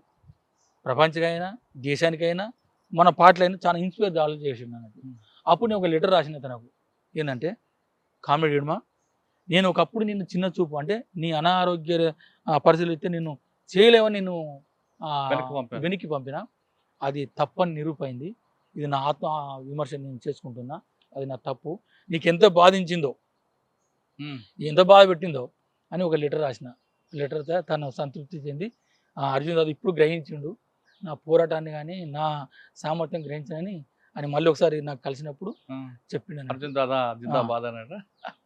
నాకు కూడా చెప్పారు, ఏమని ఇట్లా రాశారు, నాకు అక్క పెద్దక్క అని చెప్పేది. సంతోషపడ్డా నేను. అయితే ఇంత తెలివి, ఇంత సామాజిక స్పృహ, ప్రజల్లో ఆ కలిసిపోయే తత్వం ఉన్న వ్యక్తి అంత ఈజీగా ఎలాగొచ్చారన్న మారేడుమిల్లికి ఏం సంబంధం? ఇది ఒక్కటి గ్రహించాలి, అది ఇప్పుడున్న సిచ్యువేషన్ నాకు అనిపించేది. అసలు మారేడుమిల్లికి ఆయనకి సంబంధం ఉందా? సంబంధం లేదు. ఈయనకు కొన్ని ఏంటంటే ఈ నరాయణ భనేత అనేది అది అందరికి తెలుసు. ఈ నరాయణ పీక్ వస్తాయి బాగా, అంటే ఇట్లా అంటాడు, ఇట్లా బాగా అంటాడు. ఈ నరాలు బాగా పీక్ వచ్చే సమస్య బాగుంటుంది, మందులు వాడతాడు, అది బాగా సీరియస్ కావచ్చు. బహుశా ఆయన ఏంటంటే పార్టీ తీసుకున్న టాక్టిక్స్లో భాగంగా, అంటే ఇక్కడ డీకేని మొత్తం చుట్టుముట్టుడు కాబట్టి మనం వేరే రాష్ట్రాలకి వెళ్ళిపోవాలనే ఒక ఆలోచన తీసుకున్నారా అనేది ఒకటి. రెండోది, తనకి సీరియస్గా ఆరోగ్య సమస్యలు ఉన్నాయి కాబట్టి ఏమన్నా మెడిసిన్ కోసం వేరే హాస్పిటల్కి పంపుతుంటారు అనేది ఈ 2 ఆలోచనలు తప్ప మిగతా అయితే ఆయన సరైన రైతుడు అనేది నేను అనుకోను. ఒకవేళ కావాలనుకుంటే మన సతీష్ ఉన్నాడు, సోను ఉన్నాడు, వాళ్ళు ఇంత ముందు చర్చించారు, ఇంతో మాట్లాడినరు, ఇట్లా ఈ కరెక్ట్ ఈ పాలసీ కరెక్ట్ అనిపిస్తలేదు, ఇట్లా సరెండర్ అయ్యామని చర్చించిన కూడా ఆయన ఇనలేదు. ఒకవేళ ఇంత నిర్బంధంలో మళ్ళీ ఆలోచన వచ్చి సరెండర్ కావాలనుకుంటే మీడియా వాళ్ళని పిలుచుకును, ఆయనకు అనేక రకాల సోస్తున్నాయి. అంటే మీడియా వాళ్ళు కుప్పలు తెప్పలు పోయే అవకాశం ఉంది ఆయన దగ్గరికి, మీడియా వాళ్ళని పిలుచుకును, లేకపోతే రాజకీయ నాయకులు ఇవ్వచ్చు. ఆయన అలాంటి పని చేయలేదు. ఆయనే కొద్దిగా అటు నిర్బంధం కొద్దిగా తక్కువ ఉందని చెప్పి అటు నుంచి విజయవాడ నుంచి అటు ఎటన్నా వేరే తమిళనాడు, కర్ణాటక, కేరళ ఆ రూట్లో వెళ్ళిపోదామని అనుకున్నాడా, లేకపోతే హాస్పిటల్ చూద్దాం అనుకున్నాడా? ఈ రెండిట్లో సాధారణంగా హిడ్మా ఒక ప్రాంతం నుంచి ఒక ప్రాంతం వెళ్ళారనుకోండి, వెళ్ళినప్పుడు ఆయనకి హిడ్మా కాబట్టి భారీ ఎత్తున సెక్యూరిటీ ఉంటుంది. 20-30 మంది అవ్వచ్చు, 100 మంది ఉంటుండొచ్చు. ఎలా వెళ్తారండి? అంటే ఆయన చుట్టూ 100 మంది ఉంటారా, లేదు ఒక 5 కిలోమీటర్ 3 లేయర్స్లో వెళ్తారండి? అంటే వీళ్ళకు బయటికి వచ్చే వాళ్ళకంటే 3 లేయర్ల సెక్యూరిటీ వ్యవస్థ ఉంటుంది అని అంటారు కదా. ఫస్ట్ ఏంటంటే ప్రజలే మిలిషియాయే first layer. Okay, first layer అంతే, ప్రజలు మిలిషియా అనేది ఫస్ట్ లేయర్. సెకండ్ మేము అనేది అంటే దాన్ని మిలిషియా అంటాం, పునాది బలగాలు అంటాం దాన్ని. రెండోది సెకండరీ ఫోర్స్. సెకండరీ ఫోర్స్ అంటే ప్లటూన్లు, మిలిటరీ దళాలు, ఎల్ఓసులు, ఇవి వాళ్ళు ఆర్గనైజేషన్ చేసుకుంటే తిరుగుతూ ఉంటాయి. అంటే ఎంత దూరంలో ఉంటాయి ఒక మనిషికి? అంటే ఇప్పుడు ఉన్న ఏరియాలో 2 కిలోమీటర్లు ఉంటూ 5 కిలోమీటర్లో ఉండొచ్చు అట్లా. ఇది సెకండ్ లేయర్. ఇక లాస్ట్ తన దగ్గర లేయరు ఆయన సంబంధించిన సభ్యులు. ఇప్పుడు బెటాలియన్ అనుకున్నప్పుడు 2 కంపెనీలు, ఒక బెటాలియన్. ఓకే, మీరు అంటే ఫస్ట్ కంపెనీ ఇట్లా ఒక అర్ధ సెమీ సర్కిల్లో ఉంటే ఇంకో కంపెనీ ఇట్లా సెమీ సర్కిల్లో ఉంటుంది. హెడ్ క్వార్టర్ అనేది సెంట్రల్ ఉంటుంది. వీళ్ళు డేరా వేసేటప్పుడు పోయేటప్పుడు కూడా ఫస్ట్ కంపెనీ ముందు ఉంటుంది, తర్వాత హెడ్ క్వార్టర్ ఉంటుంది, దీనిక సెకండ్ కంపెనీ ఉంటుంది. ఇది 2 అలాగా మూవ్ అవుతుంటాయి అంతే కదా. ఒకవేళ శత్రువు ఇంకెక్కువ అనుకుంటే ఇళ్ళకించి ఒక సెక్షన్ ఈ సైడ్కు, ఇంకో సెక్షన్ ఇటు సైడ్కు. ఓకే, 4 వైపులు పంపిస్తారు. 4 వైపులా ఉంటాను. ఓకే, కానీ ఇప్పుడు ఇక్కడ వచ్చేసరికి హిడ్మాకు సంబంధించిన శాన్ అంతా కూడా సెక్యూరిటీస్ అంతా కూడా ముందే వచ్చింది మైదాన ప్రాంతం. తర్వాత హిడ్మా, రాజీతో పాటు మన నలుగురు ఉన్నారు, వాళ్ళ దగ్గర AK-47 ఉన్నాయి. అంటే అది కొంచెం అనుమానాస్పదంగా అనిపిస్తుంది నాకు తెలిసి వాళ్ళు 4-5 AK-47 పట్టుకొని పోకపోవచ్చు. వీళ్ళను సివిల్నే పట్టుకొని అంటే మీడియా చెప్పే ప్రకారం అక్కడ సిచ్యువేషన్ మాకు తెలియదు కాబట్టి వాళ్ళ దగ్గర తుపాకులు అయితే లేవు అనిపిస్తుంది. ఈయన పార్టీ వాళ్ళు కూడా రాశారు కదా, మెడికల్ ట్రీట్మెంట్ కోసం పోతున్న క్రమంలో కూడా పట్టుకున్నట్టే రాశారు అక్కడ. అవును మిస్టేక్ పట్టుకోవచ్చు అన్న అంటుంది అది కాదు. మారేడుమిల్లి ఏరియాలో హిడ్మాతో పాటు సరిత అని దొరికారు. కానీ హిడ్మా కన్నా ముందు ఎవరు దొరకాలి? అదే ఈయనలో బాగా ఆగండి. ఇప్పుడు వాళ్ళు చెప్పిన ప్రకారం ఏంటంటే దీనికంటే ముందే ఎక్కువ శాతం ఇక్కడ చనిపోతాం కాబట్టి కొంతమందిని కూలీలుగా లేబర్ ముందుగా పంపించాడు అనుకుందాం. ముందుగానే కొంతమందిని అక్కడ సెట్ చేయడం కోసం పంపించు అని ఒకటి అనుకుందాం. రెండో విషయం హిడ్మా వెనక వాళ్ళు కూడా రావాలి కదా పార్టీ. పార్టీ ఎవరు? అందరు ఎందుకు వస్తారు? కొంతమందిని పంపాలనుకుని కొంతమంది పంపిస్తారు. అవును మిగతా వాళ్ళు అక్కడ ఏరియాలో కొంతమంది ఉండాలి కదా. మొత్తం వాళ్ళు ఎక్కడ ఉన్నారు? ఇక వాళ్ళు ఎక్కడ వాళ్ళు బస్తాలనే ఉండొచ్చు అంతే. మొత్తం ఖాళీ చేయరు కదా. మీకైతే హిడ్మా మృతమైన అనుమానాలు ఉన్నాయి మీకేమన్నా? ఇర్మా మృతదేహం అంటే అది మారోడు మిల్ల అంతకుముందు 2-3 సార్లు ఆడ కాల్ చేసిండు. మన ఆయన గాజర్ల రవిని కూడా అన్నీ చంపిండు. అది వాళ్ళకి అనుకునే ఏరియా ఎట్లావో అది తెలియదు కానీ సివిల్లోనే చంపిండు ఆయన. హిడ్మా ఎప్పుడైనా అటువైపు వచ్చారమ్మా మారేడుమిల్లి? అటుపోడు రాజీ గాని ఎవరు కూడా అలాగే సంబంధం లేదు. అంత ముందు వీళ్ళు టెక్నికల్ భాగంగా ఒడిశా అటు తిరిగిండు. ఎవరు? హిడ్మా తిరిగిండు. ఆంధ్ర వైపు రాలేదు. ఆంధ్ర వైపు రాలే, ఒడిశాకు పోయిండు. రాజ్య కూడా దీనిలో పుకార్లు ఏంటంటే ఒకసారి ఆంధ్రకు తెలంగాణకు వచ్చిందని నాకు అక్కడ అవన్నీ అబద్ధాలు. ఆయన నాకు తెలిసి అయితే గోదావరి దాటనే దాటాడు. కిష్టారం, గొల్లపల్లి, మొత్తం బాసగూడము, జగురుగొండ, పశ్చిమ బస్తారు ఎడ్జెస్ మెంబర్ కాబట్టి మాడిగిడు అది మొత్తం డీకే అంతా. దీంతో పాటు మన టెక్ క్రాంతి ఆయన మీద అనుమానం ఉంటాయి మీకేమన్నా? వాళ్ళు మాకు తెలియదు మరి వాళ్ళు ఎట్లా పట్టుబడ్డారు ఎట్లా అనేది కొద్దిగా అది మాకు సందిగ్ధం ఉన్నది. ఎట్లా దొరికిన అనేది మాకు. సరేనా ఫైనల్ గా చెప్పండి, హిడ్మా మృతితో దండకార్యంలో పార్టీ అంతరించిపోతుందా లేదా మరొక హిడ్మా పుట్టే అవకాశం ఉందా? అంటే ఈయనకు ధీటుగా అయితే కోర్స దేవ అని అదే ఊరు అతను. ఎవరు? బార్సదేవ అదే ఊరు అతను. అదే మిలిటరీ లైన్ లో ఉన్న వ్యక్తి ఒక ఆయన ఆల్రెడీ ఉన్నాడు. ఒకవేళ వస్తే ఆయన రావచ్చు. మొత్తంగా అంటే ఇప్పుడు పార్టీ అంటే హిడ్మా మృతి కాకుండా మల్లోజ్ వేణుగోపాల్ గారు కానీ లేదా ఆశన్న వీళ్ళందరూ సరెండర్ అయిపోతున్నారు. వాళ్ళు సరెండర్ అవడం కాకుండా దాదాపు 200 మంది 300 మంది తీసుకొచ్చేస్తున్నారు బయటికి. మరి ఇటీవల తెలంగాణ కూడా అయింది. ఇంకా దేవ్జీ తిప్పర్ తిరుపతి, ఇంకా లోపల కూడా మళ్ళా రాజారెడ్డి గారు లేదా ముప్పాల లక్ష్మణరావు గారు లేదంటే ముప్పిడి సాంబయ్య తరళపల్లి ఆయన ఒకరు ముప్పిడి సాంబయ్య వచ్చినట్లున్నారు కదా. ముప్పిడి సాంబయ్య తర్వాత ఈయన దామోదర్ చొక్కా దేవేంద్ర చొక్కా జోగారావు వీళ్ళు కనిపిస్తున్నారు మెయిన్. అంటే మన తెలుగు వాళ్ళు వీళ్ళు 2 రాష్ట్రాలకు సంబంధించిన వీళ్ళు కాకుండా అటు ఛత్తీస్గఢ్ ఏరియాలో కొంచెం స్ట్రాంగ్ పర్సన్స్ ఎవరు? ఛత్తీస్గఢ్ ఏరియాలో అంటే స్ట్రాంగ్ లోకల్ గా ఆయన వెలుగులోకి రాడు కానీ రామ్దేర్ అని ఒక ఉన్నాడు. రామ్దేర్ ఈ ఇడుమా కంటే ముందే నాతో ఇజ్జెస్లోకి వచ్చిండు. ఆయన military DK military commissioner incharge Ramdev. రామ్దేవ్ అలియాస్ ఇంటి పేరు తెలియదు కానీ ఎక్కడ ఛత్తీస్గఢ్ బస్తారా? సరే ఆయన వీళ్ళకంటే ముందు ఆయన కొంచెం స్ట్రాంగే. ఇంకో ఆయన పేరు చెప్పారు మీరు? ఇంకెవరు? హిడ్మాతో పాటు భారత దేవ. ఆయన స్టేట్ కమిటీయా? ఆయన ఇప్పుడు స్టేట్ కమిటీ. ఆయన ఒకడు మిలిటరీ పరంగా బాగానే ఉంటాడు. 4-5 దాడులు కూడా చేసి. అంటే హిడ్మాకు ఉన్నంత పవర్ ఉందా? అంత చెప్పలేము. హిడ్మా ఒక పిలిపేస్తే 100 మంది 1000 మంది ఆదివాసులు వస్తారు కదా. ఆయన చనిపోయినప్పుడు కూడా 2000 మంది వచ్చారు. చాలా మంది రావచ్చు, మనకి ఇంకా చూపించింది తక్కువ. కానీ హిడ్మా అంతా ఇప్పుడు అంత నేర్పరి, అంత తెలివి, అంత మిలిటరీ సంబంధించినప్పుడు ఈయన ఇంకా సెల్స్ కానీ లేకపోతే అవి మోటార్స్ కానీ బైనాక్యులర్స్ కానీ ఇవన్నీ కూడా తయారు చేయడంలో కూడా తన సొంతగా ఇన్వాల్వ్ అయి ఉన్నాడు కదా. అవును. కానీ హిడ్మా గురించి ఒక ప్రశ్న లాస్ట్గా మీకు కానీ హిడ్మా కానీ రాజు గురించి కానీ, హిడ్మా ఎన్కౌంటర్లు అయిన తర్వాత అంటే బ్లాస్టింగ్ అయిన తర్వాత బాధపడే సంఘటనలు ఎప్పుడైనా ఉన్నాయా? ఒక ఆపరేషన్ అయింది 76 మంది చనిపోయినప్పుడు కానీ లేదా ఇంకో విషయంలో కానీ ఇంకొక సంఘటన జరిగినప్పుడు అనవసరంగా ప్రాణం అందరిని చంపుతున్నానని ఎప్పుడైనా బాధపడ్డా? హిడ్మా కానీ లేదంటే మీరు చెప్పిన సరిత కానీ? అంటే మా పార్టీ లైన్లో ఎట్లుంటుంది అంటే వీళ్ళంతా పేదవాళ్ళే కానీ మన కోసం చంపడానికి ప్రభుత్వం పంపింది కాబట్టి మనం చంపవలసి వస్తుంది కదా. ఇంతమంది చనిపోతున్నారు కానీ పార్టీ లైన్లోనే ఉన్నది మేము కూడా అనుకుంటాం. కానీ మా మీదకి వస్తారు కదా. అంటే రాజ్యం అంటే దోపిడీ వర్గాలను కాపాడలాగా వీళ్ళు ఉన్నారు కాబట్టి చంపవలసి వస్తుంది తప్ప లేకపోతే వీళ్ళని చంపొద్దు అనేది కదా. అవునన్నా, మీరు ఆ సాయుధ పోరాటం లేకుండా మామూలుగా వచ్చుంటే పోలీసులు మీ దగ్గర ఎందుకు వస్తారు? రారు కదా. సాయుధ పోరాటం లేకపోతే తుపాకులు లేకపోతే వీళ్ళు ఇనరనే కదా అక్కడ. కాదన్నా, ఇప్పుడు ఎలాగొచ్చిన పరిస్థితి అంటే ఆ, మీరు భారతదేశ పౌరులే, వాళ్ళు భారతదేశ పౌరులే, ఉమ్. మనం చంపుకుంటున్నాం. ఎప్పుడైనా ఈ సబ్జెక్ట్ ఆలోచించారా? ఆలోచించాం. ఆ.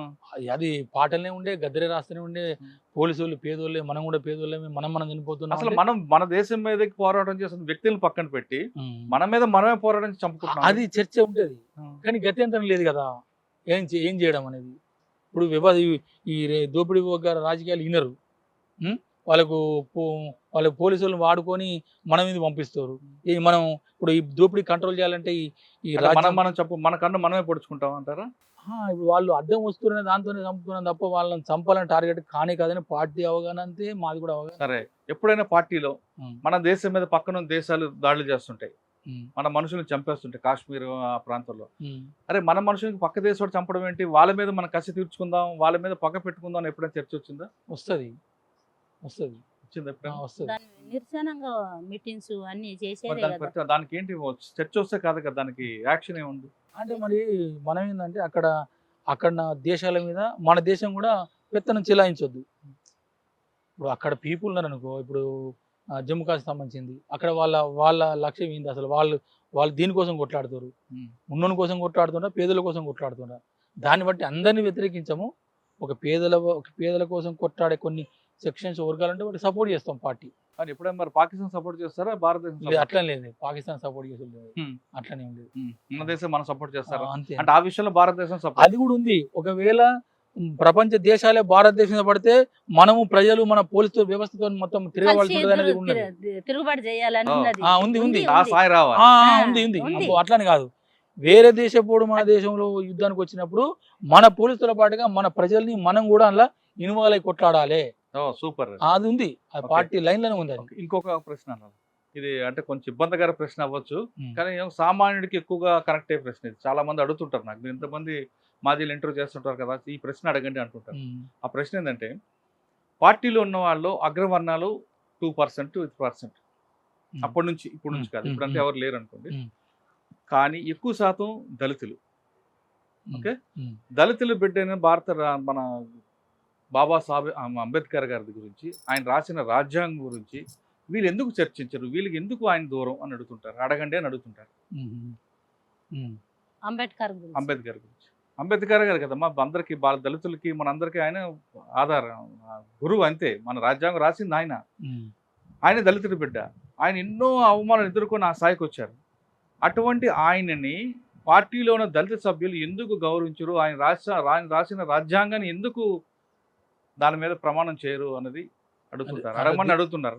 దీంట్లో ఏంటంటే, ఈ రాజ్యాంగమే మొత్తంగా పేదలకు అనుగుణంగా లేదు అనేది దాని మొదటి పాయింట్. కానీ భారత రాజ్యాంగం అన్న అంబేద్కర్ రాసింది ఎప్పుడు ఇవ్వాలి కదా, ఎప్పుడు కొన్ని అప్పుడే వందల సంవత్సరాల ముందు కోసం రాశారు ఆయన. దాంట్లో ఇంకా కొన్ని ఏంటంటే, కొన్ని ధనికులకు అనుకూలంగానే కొన్ని ఉన్నాయి.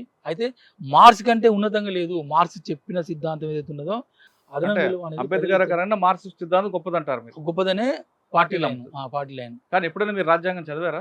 నేను చదవలే. మీరు చదివి ఉంటే ఖచ్చితంగా నేను అన్ని ప్రశ్నకు సమాధానం చెప్తాను. నేను చదవలే. ఆయన కొన్ని వందల సంవత్సరాల ముందు చూపు రాశారు ఆయన. అక్కడ పేదవాళ్ళ కోసం ఏం చేయాలి, మన దేశం ఎటు వెళ్ళాలి అనే విషయం రాశారు. మన రాజ్యాంగాన్ని కొన్ని దేశాలు తీసుకుంటున్నాయి కదా అన్న. ఇప్పుడు ఏంటంటే, ఇప్పుడున్న పరిస్థితిలో ఆ రాజ్యాంగం సంబంధించిన అవి అమలు పరిచిన సగం విప్లవం విజయవంతమైందని నా భావన. రాజ్యాంగంలో ఉన్న పాయింట్లు రాజ్యాంగం చట్టం ప్రకారం అది ఇంప్లిమెంట్ అయినా బాగానే ఉండే వ్యవస్థల, అది కూడా జరుగుతలేవు కదా. దాని భిన్నంగా జరుగుతుంది కదా. ఇప్పుడు చట్టాలని కోర్టు ఉన్నాయి, నేను చూస్తున్నా కదా. చంపినోడికి ఉరిశిక్ష పడతనే లేదు. వాడు చంపినోడే మళ్ళీ డబ్బు పెట్టి మళ్ళీ లాయర్స్ మాట్లాడుకొని మళ్ళీ చేసి మళ్ళీ వాడు బయటకు వస్తుంది కదా. మన దగ్గర ఎలా ఉందంటే ఫైనల్ జడ్జిమెంట్ ఉండట్లేదు. ఉండలేదు. అరెస్టు, చార్జ్ షీట్, కోర్టు 10 సంవత్సరాలు తర్వాత ఆ సంఘటన పూర్తి మర్చిపోతారు. అది చూసేవాడికి ఏమవుతుంటే ఇన్ని సంవత్సరాలు గ్యాప్ ఉంది కాబట్టి మనం ఏమైనా నేరం చేయొచ్చు ధైర్యం మనమే ఇస్తున్నాం. ఉదాహరణ సార్, ఇప్పుడు భూములు ఉన్నాయనుకో, భూములు రెవెన్యూ దాని ఇంకా లూప్ హోల్స్ ఎట్లా ఉన్నాయని చెప్పి రెవెన్యూ దగ్గర పోయి కలెక్టర్ దగ్గర పోయి ఇది చేసి వాడు ఇన్ని వేల ఎకరాలు ఎట్లా పట్టా చేసుకుంటుండు. ఒక 4 సార్లు ఎట్లా పట్ట అవుతుంది. మొత్తం మీద తీసుకుంటే హిడ్మా, రాజీ వీళ్ళిద్దరూ చాలా మంచి వాళ్ళని చెప్తున్నారు. ఒక చిన్న కుటుంబం నుంచి ఒక సామాజిక స్పృహతో వచ్చిన హిడ్మా, రాజీ ఈ విధంగా అడవులు అంబర్లావడం, ఇది పట్టుకొచ్చి చంపారా కాదు కానీ ఆయనకి అనారోగ్య సమస్యల మీద ఇటు వచ్చారు, ఎక్కడో ఉచ్చులో పడి ఈ విధంగా ప్రాణ నష్టం జరిగింది. కాబట్టి హిడ్మా లేకపోయినా పార్టీ మాత్రం దండకారణ్యంలో ఇంకో రూపంలో వస్తుంది, అక్కడ హిడ్మాకి మించిన ఇంకో హిడ్మా ఉండొచ్చు అని రవీంద్ర చెప్తున్నారు. అన్నిటికన్నా ఇంపార్టెంట్, ప్రస్తుతం ఉన్న భారత రాజ్యాంగాన్ని పూర్తిగా చక్కగా అమలు చేసి ఇటువంటి సామాజిక అసమానతలు రావు, ఆర్థిక అసమానతలు ఉండవు. ఇక మరోవైపు ప్రజలు కూడా ఇంకా వేరే మార్గాలు వెళ్ళకుండా ఉండడానికి సిద్ధమవుతారంటూ అతను కూడా అభిప్రాయం చెప్తున్నారు. అన్నిటికన్నా మరొక ముఖ్యమైన విషయం, పార్టీలో ఉన్న తుపాకీ పట్టుకున్న భారతదేశం మీదకి వేరే దేశాలు దండయాత్ర చేస్తే ఖచ్చితంగా పోలీసులతో కలిసి ప్రజలను కలిసి ఆ దేశం మీద దండయాత్ర చేయడానికి కూడా మేము వెనకంజం వేయమంటూ మావోయిస్టుకి సంబంధించిన మాజీ నాయకుడు రవీందర్ గారు అలియాస్ అర్జున్ దాదా అలియాస్ దేవక్క చెప్తున్నారు. ఇది హిడ్మా ఎన్కౌంటర్పై వీళ్ళ అభిప్రాయం. మరో అంశంలో మళ్ళీ కలుద్దాం. అంతవరకు నమస్తే. థ్యాంక్ యూ అక్క. నమస్కారం సార్, ప్రజలందరికీ నమస్కారం. And for more videos, Please subscribe to iDream. Please subscribe to iDream. Please subscribe iDream. And please subscribe to iDream. For more videos, subscribe to iDream. please like, share and subscribe to the channel. Congratulations, iDream. Subscribe to iDream. Subscribe to iDream. So subscribe to iDream Media. iDream ki iDream team andarki huge congratulations. Please subscribe iDream Media. Please subscribe to iDream. Subscribe iDream. Please subscribe to iDream. iDream అంటే నా కళల channel subscribe చేసుకున్నారు, నోరు తిరుగుతలేదు, మీరైతే గంట గుర్తు కొట్టండి. For more such videos, please subscribe to iDream. Subscribe to iDream. Please subscribe to iDream. Please subscribe iDream Media. Please do subscribe to iDream. Please subscribe to iDream Media. For best entertainment and information, please subscribe iDream. And don't forget to subscribe to iDream.